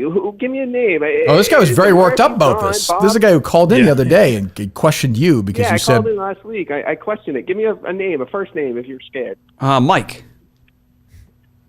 Mike Murphy don't work there anymore, guy. Okay. I didn't know. That's a little like, I see you. Wow. Bob, how about Bob? Does Bob still work there? Yeah, Bob Whitman. Hey, man, come on, man. He's the play-by-play now. Okay, so I know some people. What's KJ? You have fucking no juice for that organization. Just say it. Say it. You want tickets? I'll get you tickets Just today. say it. Where do you want to sit? Just say it. Where do you want to sit? I'm like your ticket guy. What do you need? Just say Anybody can buy a $5 ticket, and yeah. So what is your problem? So KJ, what did I do that was wrong? This is his neighborhood. You're you invading source it. to get a Kirk day going. You don't got no source. To get a Kirk day? He doesn't want a day at the Fisher Cats ballpark. He doesn't want Delta one, but Dental. that's beside the point. That's it's not the point, Mutt. You're saying you could do it. He's saying you can't. Oh, I could do it if I wanted to. I choose not to. You didn't call me back. Your guy. You didn't call me back. Your guy is gone. He's fucking gone. Oh, Bob's still there. Hello. By the way, that kid sounds like Nustin a little bit. Oh, he does a little bit. And he's weird, so I don't know. Oh, you think there's a connection? We had a weird call yesterday to you guys. That's where I remember. Something weird with you guys yesterday. Kevin? Yeah. No, him, that guy. Oh, so you think Nustin is now locked in on the Fisher Cats? It's possible. He's moved on from the meat industry in Wisconsin? It's possible. He's crazy. Hello. 608. 608. Okay. Hey, Kirk. Hello. What do you think about Baby Gronk rizzing up Livy Don? So what does rizzing mean? I don't know. It's short for charisma. It means if you have like... Oh, God. Do I have that? Oh, yeah. Oh, okay. You riz. So what does rizzing up mean? Who have I rizzed up? I mean... Everybody? Okay. What do I think of baby... Rizzing up who? Livy. I don't know who that is. The LSU gymnast. I don't know who that is. It's a gymnast at LSU that has a lot of NIL deals. I'm going to guess she's a physically attractive woman who's made a lot of money off this? She is. Okay. Yes. And they're dating? He's very young, isn't he? It's like a meme thing. I'm confused. He's a 10-year-old, yeah, but he's... Okay, so she's not dating him. That would be illegal, I think. Well, I think they could legally date, probably. They couldn't have sexual contact, right? I guess that's probably true. Mike, of course, as always, quick to defend. Just saying. I mean, Let's just have it all on the table. Remarkable. Like he knew that. Like that was like a planted call almost. Like he just wanted to get that point across. I think he planned that like 6 years ago when he was first trying to get in contact with me. Once I've established, I think the moment finally happened. Listen. What's a college gymnast doing at the movie theaters with this? They're just dating. They're not fucking. You can't presume anything. Yeah. They're not blowing him in the parking lot. I'm saying in theory. Yes. Right. Sure. No. Right. Yeah. Of course. Right. Right. Jesus Christ. So what's the? Can you use the word correctly? It's charisma. He was rizzing her up with his charisma. Correct. This is a meme. Yes. Okay. I don't even understand It's it. just though. everyone keeps saying it over and over. Is it funny or is it just? It's funny. What's the picture though? What's the meme? It's like... What's the meme? It's just people like saying like... Big Different Cat, things or whatever? Like, Big Cat on TikTok keeps saying like, oh, this happened. But the real news is that Baby Gronk rizzed up Livy Dunn. And now he's going to LSU. Oh. Okay. I don't understand it. Yes, I don't. My takeaway from that is that Mike is a fucking pervert. I don't know about that. No, there's nothing that I've done. I mean, that would suggest these things. I'm a faithful man. At some point, you have to say what's going on. Like, thoughts on Baby Gronk? Man, Mike's a pervert. I will say, if Mike turned out to be a giant pervert, like he is the worst of all time at keeping it hiding it. Yeah, I mean, it won't be hard to pull clips. I can't be that neighbor who's like, I had no idea. I'll be like, I had every idea. It'll be like when they saw Dalia look at his Snapchat when he found out they could record him. Exactly. Hello. I think that doesn't mean they can hang out. I'm just saying. Sure. Yeah, no, some 20-year-old comes by to pick up my 10-year-old son, like pick up Harry. It wouldn't be illegal. No, but I'm like, have a good time. Yes. Hello. 908. Hey, Kirk. 2 questions. So I'm just tuning in today. I heard Mike yesterday. I'm curious what your thoughts are. He had mentioned he has sex 6 times a week. You don't believe that, do you? Oh, this is years ago. I said that. Oh, I remember. No, when the show started. That's when I started dating my girlfriend. Yeah, no, I don't. Not anymore. No, certainly. He's like Colleen. Colleen's masturbating every day. Oh, did Colleen's masturbating today with his illness? He powers through. It's tough. When Sometimes a sick jerk is just what you need. Bad like Jordan almost. Help you fall right to sleep. Yeah, not feeling good. Yeah, shitting on the that's a good toilet point. and jerking off. Like, if he's got to do it. This is who he is. But no, not in many years. Second question. Sorry, go ahead. I listened to KFC radio. I'm just curious your thoughts. I thought it was good, but KFC kept cutting you off. I feel like he kept doing that. Were you frustrated about the fact that Kevin's a whenever talker. he asked you a You know the question, deal. he You know the deal with jumped Kevin. in right away? He's just a talker. He's a talker. When you go with Kevin, he's going to talk. No, not at all. I had a good time. Those guys. You go to the other side of the building. It's like their own little world. They sit in that room. They don't talk to anybody, and you can say whatever you want to them. I always have fun doing that. That's gonna be Kevin's office, basically. What, a month, 2 months? When everyone goes to Chicago. I mean, how long have we heard that? Yeah, it's true. He's always right around the corner from taking over. They tell me they're going to do a huge I think Jeff Lowe was telling me they're going to redesign that whole New York office too when everyone's gone, like the next month or two. Interesting. Big. I was surprised. I don't know. Hello. 417. Mutt. Hey. Pick a number between 1 and 10. 9. No. Good number. Wrong. Kirk. 4. Kirk, your number's lower. You win. Mutt, you suck. Thank you very much. Shit. I had a feeling. Why'd you go with 9 in that situation? It's ridiculous. Never go with an odd number. Hello. 9's a good number. Shut up. 9's a great number. Great. Sounds like a podcast to me. Every day a new number. You just say is a good number or not, and get the fuck out of there. And then you know the number industry is like a $50 billion a year industry. $122 billion last year in horse racing. Numbers. Paul is an American name, idiot. Paul. By the way, I just think that it's an American. Hello. Like Paul McCartney American, Justin?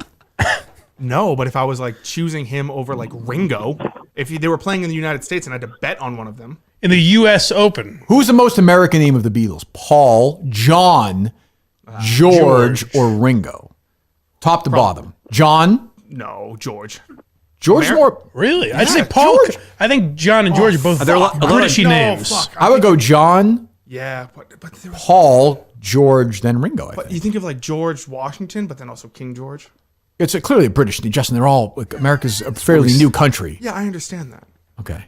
The most American name is probably like What's the most American name? Forget the Beatles. If I said to you, you have to pick the most American name, what would it be? Brody.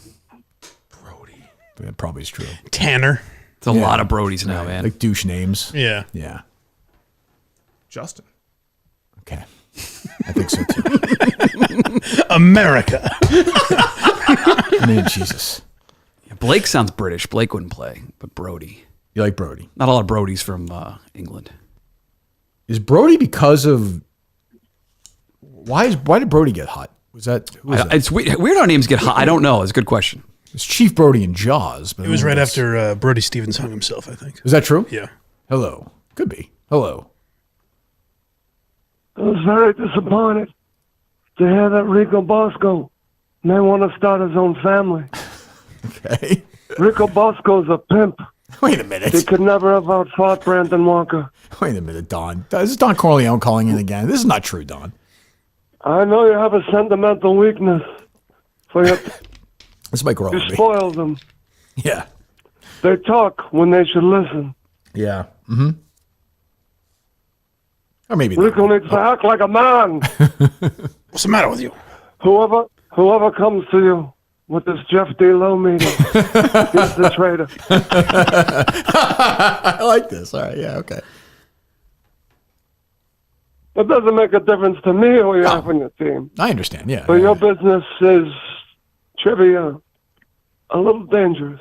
Yeah.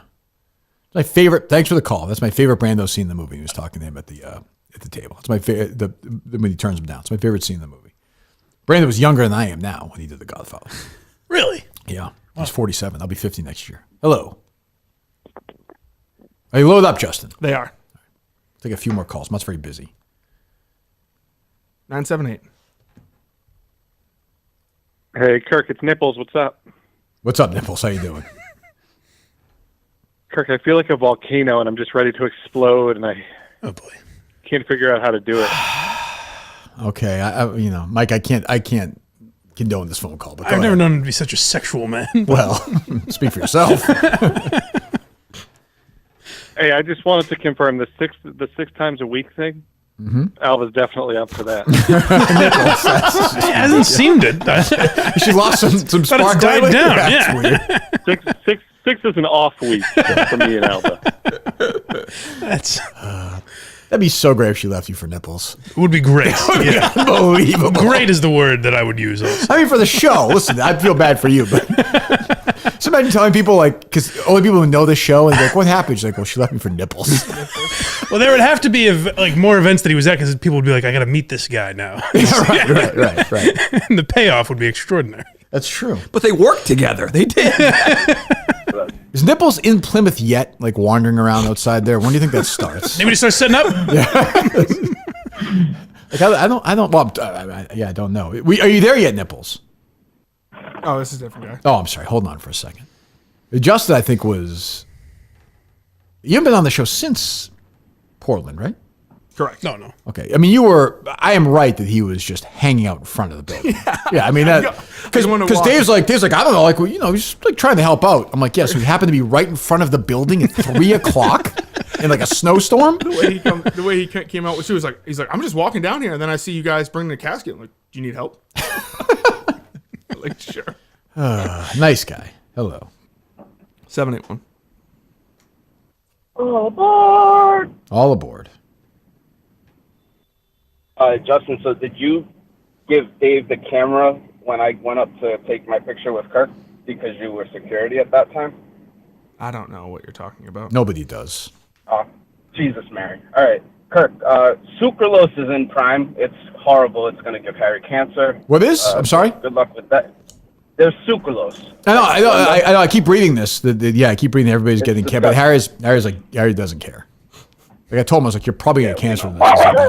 Don't we all? All right, we're good. Oh, God. Jesus, what an existence. What a fucking existence he has. Very loud. Yeah, these will. It's so new. Nobody knows anything about it. Yeah, my kids won't care. No. I'm not going to tell them, but they won't care. It's a trade-off. I mean, Harry lost his playoff game the other night. Yeah, we're done too. And the team got together, and then one of the coaches had Prime in his truck. And the kids just fucking darted out. Like, it was like a sprint. We were kids that was sprinting to get ice cream. Now they want Prime. Prime. Out of the coach's Which is truck. more expensive than ice cream, I think. Hello. I like that clearly your story was not going to a place about Harry's actual team, and Mike goes, yeah, we're done too. Like, Yeah. No, we do a lot of baseball. the rush of the talk. season's over. It's tough. It's tough. We have summer league starting. Still searching for that title, Hello. 914.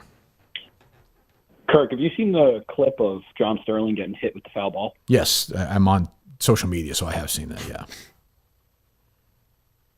It's better than that stupid Castiglione clip where it was like he said "see" or some dumb thing. Yeah. He turned on his Siri on his Apple phone. Get him out. Get him out of my life, please. Go away. Is that Siri I hear? Go in the woods. Leave us all alone, you idiot. At first I thought Susan remained remarkably stoic, but then I learned she wasn't in the booth at the time. She was not there, right? No. His rock was missing. She goes down, I think, to the dugout or on the field to get the interview. At the end of the game. At the end of the game. Yeah. Which is very important. Shows how valuable she is in the booth. I mean, well, if you're a Yankee fan who's like in their 60s, 50s, like, or even my age, Sterling for like 35 years or whatever, why would you even listen on the radio if he's gone at that point? You listen to some blando guy do the games after that? No way. It'll be a tough adjustment. No way. I would actually even argue more so if you're someone my age that listens. Why would you listen? Right, that's right. Like Sterling's the reason to listen. Right, yeah, exactly. Hello. Hi, Justin. It's Katie. Hey, Katie. The cart girl from the Grill on the Hill. Oh, hey, Katie. The cart girl. Do you remember last week when you brought me to the restaurant and ordered me the steak, just the tips? Oh, yeah. I don't remember that, Katie. Weird order, but okay. Is that a handheld? You wanted to order the chicken finger me? Oh, well, that's an order at Grill on the Hill? People must point out that that's a little order. The guy's supposed to like to have a couple of beers at the course, though. Kids ordering that left and right? I can't eat. Oh, go ahead, yeah. Is he still on, Justin? I heard you say, I heard you added the fish onto the menu. I added the fish. And I made you some ribs, and I used the Memphis dry rub. Wink, wink. Okay. Sounds painful. I gave you my egg drop soup. No, we get the point, Katie. Yeah, okay. Just disgusting. How many are on the list of these? We're going a little off menu now. How many? I mean, he started strong. She started strong. I played in the golf tournament with my great friend Andy Nolan the other day. a scramble with a couple of very nice guys as well. But one of the guys was absolutely balotto at the end of the round, like to the point where I was like, what is the point even of doing this? Right. Like, hammered, which Andy said was going to happen, but I'm still processing the experience with this guy because he was a lunatic. Is he loud, the loud type of? Yeah, nice guy, but like just got louder and louder and louder. Still able to hit him? No, he struggled toward the end. Yeah. Hello. 913. Is this life advice with Kirk? Sure, I'm willing to dispense it. Okay, very cool, very cool. Am I justified in getting annoyed with my girlfriend for dicking around on her phone when we're watching TV? I'll hang up and listen. Well, it depends on what you're watching. You know, I can't get. If it's your show, no. I think you're kind of on your own. Whatever. It's tough when the phone's right there. It's tough not to. My thing is, if the show's that good, though, it's not that good if they're on their phone during it. If it's a great show, you're not on your phone. Like Succession, yeah, you're definitely. Succession is one of the 30 or 40 best shows of all time. I agree with Greg. Oh, you are so ignorant. Well, I'm just saying. I mean, it's one of the. I think we're 2 weeks away from another Polar tweet about it. It's been scientifically proven. Dunk on you again. Worst rivalry of all time. Jesus. Hello. Hello, good morning. Good morning. Justin, you're doing a wonderful job. I appreciate it. Hey, Kirk, going to Plymouth. Looking forward to it. Thank you. Wondering what it's going to take to get you to unblock me on Twitter. Who are you? It's hurt my heart. It's Scott from Quincy. It has hurt my heart since Portland. Hello? Justin, I gave you the sign for him to hang up. Oh, don't do that. Yeah. Well, He's a proud supporter of yours. Scott and Quincy. He's great. I may drive 70 miles for a free workout, but I'm not interested. 70 miles? Round trip, it's probably 50. No, it's probably closer to 40, but Do you 42? still do that? On a day like today where I'm here, I'm going to go down there, yes. And go to the gym. I'll go there today, yes. You fucking loser. I love the New Balance gym. Don't do that. It's where you got laid off. Don't do that. Don't do that. That's pathetic. The gym is near where I got laid off, so don't go to the gym? Yes, because you're out of your mind. only because you're at EI. He doesn't like you. I've never thought about that once. I go to the gym, use the gym, and go home. Do you pay for it? No. Oh, that's pathetic. Of course I do. No, you don't. Of course I do. You fucking liar. You're such a loser. Regular customer. Fucking loser. You belong to a gym in Chelmsford. I do. So go there. I'm 5 minutes away from this one. I can go say hello to my friend Scott from Quincy. Hopefully he hangs himself in the bathroom. Don't say that. He's a supporter of yours. What did you say, Justin? I said, oh my goodness. Oh, it survives, I'm saying, of course. Okay. But yeah. Ugh. Learns a valuable lesson. The amount of time in my life I heard about his stupid fucking kid, which nobody cares about. Everyone has a dumb kid. Congratulations, you have a kid. Yeah, my daughter. I don't think he talks about his kid that much. He did to me. He's like, oh, I got a daughter. Oh my God, you do? Holy shit. Wow. I think he has a daughter, but okay. Whatever. Who cares? Ugh. I do not want him in Plymouth, Justin. Hello. Gotcha. What are you laughing at? How's Justin going to keep him out? Okay. You heard. Okay. Now he's actually getting kicked out. So good job. Hello. That guy's annoying. And he was one of these guys. He's one of these guys who piled on me when I was gone. Ugh. Hello. He didn't. What are you talking? He had your back the entire time. Are you fucking this guy? No, but you're just lying about him. Okay. Hello. Hello. Turkey, I hate that guy. I got a follow-up question to a follow-up question. Okay. Would you rather play 12 holes at the Masters with Justin or have a home-cooked meal by your mom? Oh, my God. I'd rather play one hole at the Masters. At the Masters? Are you crazy?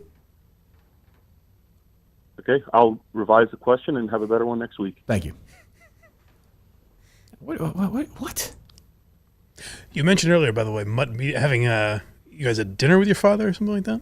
No, there was Mutt and I spoke at this was years ago, at a guy my dad worked with was part of this temple group that had like different people speak to him, and they hand over, so Mutt and I did it one day. The little I know of your father, it strikes me that he would think all of your friends were wise guys, but Mutt's a good egg. Like, you got to hang close to this guy. He didn't seem particularly impressed. Oh, no? All right. I was going to say that I feel like Mutt's a good parent. He was guy. underwhelmed. Oh, all right. That was like it was a good meeting. Final words. I know what you want me to say. I was underwhelmed. That was it. That's too bad. No, he liked you. He liked Mutt. Yes. Hello. 774. Hello. Hello. All right. I have a question for Justin, and I have a question for Mutt. Okay. You have a question for Justin. Go ahead. Justin, Have you been caught masturbating inside grill on the hill yet, or no? No. Doesn't need to. I've not. It's taken care of. Yes, Kev. Mutt, have you thought about having sex with a horse and posting it on Muttstack, or no? That's not a bad idea. Can I lie? Go ahead, Mike. Spin it, Mike. Go ahead. That's dark web. You got to go to the dark web. It's a no for me. It's a no Looks for like me. if you're dating is fine. How old is the horse? The horse won't even notice. Horse ears are different. It's like dogs. You haven't thought about that? No. We're all for content, but they've not gotten to that part. How about you get to 10,000 subscribers? Would you consider it? No, certain things I would not do. 100,000 subscribers. You wouldn't do that for 100,000 free subscribers? I would not. Mike. Well said, Mike. Go subscribe, blindmike.net, please. Yes. Thank you. Hello. Or Muttstack with 2 T's. Hey, A little more humorous, Kevin. gambling question for Mutt. Okay. Over under 52 hairs on your head. Over. Well over. Way under. Well over, sir. How dare Usual you? dead ticket Mutnansky again. Way under. I don't think you realize how few 52 is. You know? Oh, That's I'm a lot aware. of, that's a lot of, that's a small amount of follicles. Would you let Justin count them? Sure, fine with me. There's more than 52 hairs on my head. It's a waste of time. There's more. Is there less than usual? Yeah, I used to be there, yes, but there's more than 52. We'll take 2 more, I think. 2, if we have 2 good ones, Justin. We'll see. Hello. 617. Justin sounds defeated at this point. No, I'm not defeated. Kirk, one quick comment about Polar, and then a quick story about Ryan Whitney. Sure, 2 of my that has to do favorites. with the ear hair controversy. Yeah, which is ridiculous. Yeah, which is absolutely ridiculous. Shame on Ryan. Just quick thing about Polar. Succession is unbelievably overrated. It's basically masturbation material for liberals. Correct. It's like Jerry wanting some political thing to happen. Polar's over there fucking yanking it to that show, thinking about the inside look at the right-wing people's demise. But anyway, yeah. Ryan Whitney. I'm at Fenway. We have a mutual friend. He was there with the game at the game with him. We were grabbing a beer in the concourse. And, I mean, he already has a big nose, but he had a nose hair that was coming out so far, I swear you could fucking fly fish. Doesn't surprise me at all. The man is And- unkempt. Yeah. Yeah. So shame on him. Shame on him. Well, you know, as a friend, I was disappointed, but yeah, I appreciate that. Thank you. Thank you. Hello. 978. Hi, I'm calling because I'm concerned about Dave Cullinane. Okay. Fact 1. Dave is titillated by a gay wedding he attended in Vermont. That's a fact. We all agree that's a fact. 2. I was worried these theories would. I think I know where this is going. Go ahead. Fact 2. Anal play starts showing up mysteriously. Yeah, that is. Justin, did you find that his denying that he never looked at that's just implausible? Insane. I mean, that doesn't happen. They just randomly started shooting those things at him. The algorithm points to things you're searching for. Yes. Dave. All your We know how it searches works. of missionary suggest that perhaps ass eating is in play. It's just something else. But go ahead. I'm sorry. I didn't mean to get in your way, caller. And now we get fact 3 today. He has the norovirus, Yeah. which is primarily spread by poop particles. Yeah. Yeah. Monkeypox he also has. Correct. Yes. You add those 3 facts up, it's troubling. Yeah. Yeah. I mean, look, we're all concerned. I don't know what to say. I mean, I don't even think Colleen would deny it. Fingers crossed for old Davey. I think he's 50-50 at this point, I think. One more, Justin, then we'll call it a day. 914. Hey, Kirk. Everyone's talking about me. It's your buddy Dave Cullinane. Hey, Dave. Hey, from the old country. My buddy. Man, Kirk, I gotta tell you, I needed this vacation. Yeah. I worked so hard. You know, I'm underappreciated, underpaid. Well. Well, what? No, I'm sorry, Dave. You Sorry, know how much Dave. I do? Dave, didn't mean. Sorry, Dave. I didn't get in the way. Yeah, go ahead. So Assertive Cullinane. I just wanted to call in. Uh-huh. Everyone's talking about me. Yeah. I want you not to tell my wife where I am. Okay. Okay. I'm here with the niece. Okay, and she is just going to town on my dick. Jesus Whole Christ. vacation, Wow. Me and my sister. Oh, well, yeah. I figured that. Good Lord. And I got some for. Yeah. You hung up on Dave, Justin? He dropped. I think we'll go with calls.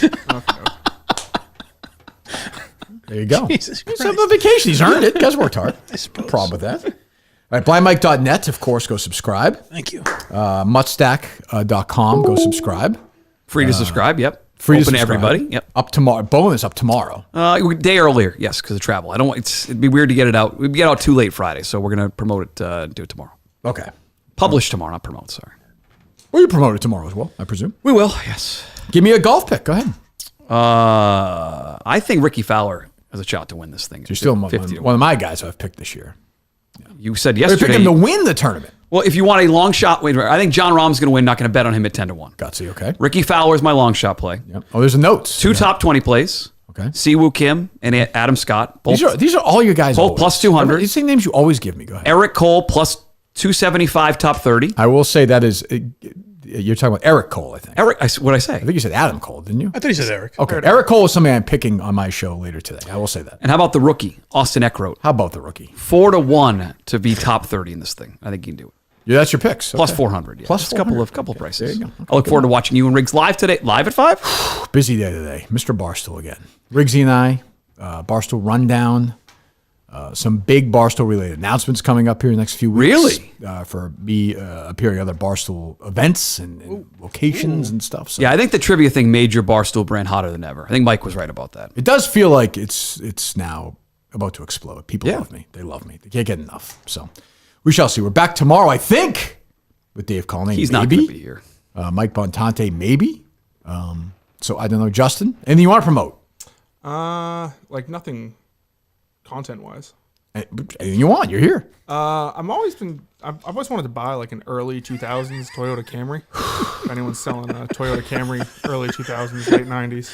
You don't have Google, Justin? You can't. I do, but You want a 25-year-old Camry? It makes me think of that old swap shop show. It's still on in New Hampshire. Yeah, the one. Yeah. I'm looking for. Sounds like sound Richard would call. Why? To restore? Or to... Yeah, my first ever car was a '99 Toyota Corolla, and I loved it. Then my brother crashed it when I was away. Okay. Broke my heart. So We're looking at Kate's about to get her license, and those are the kind of cars we're looking at. Oh, it was great. Not that old, but like a Corolla, like a safe Toyota. Camry. You can't go wrong. Accord. With those. I have an Accord now. I love it. Yeah. You're lucky, Justin. Nicholas Gurr is calling in with an offer for you.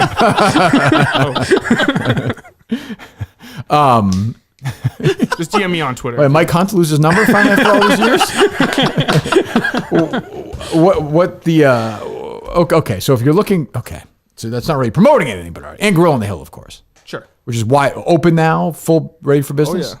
Been busy, been good. Yeah, I mean the past week kind of stunk because the weather. The weather was bad. It's gonna be nice this weekend though. You're in business. Yeah, it's all right. busy this weekend. All right, you got more work this afternoon, by the way. I do. All right, good enough. Mutstack.com, buymike.net. Mike, we'll see you next week. Mutt, we'll see you whenever, at some point. I mean, we'll talk. Don't worry, we'll book a date. You gonna call me back? I might. We'll see. We're back tomorrow, I think, with Montante and Colleen. We'll keep you updated. We'll talk to you then. Goodbye.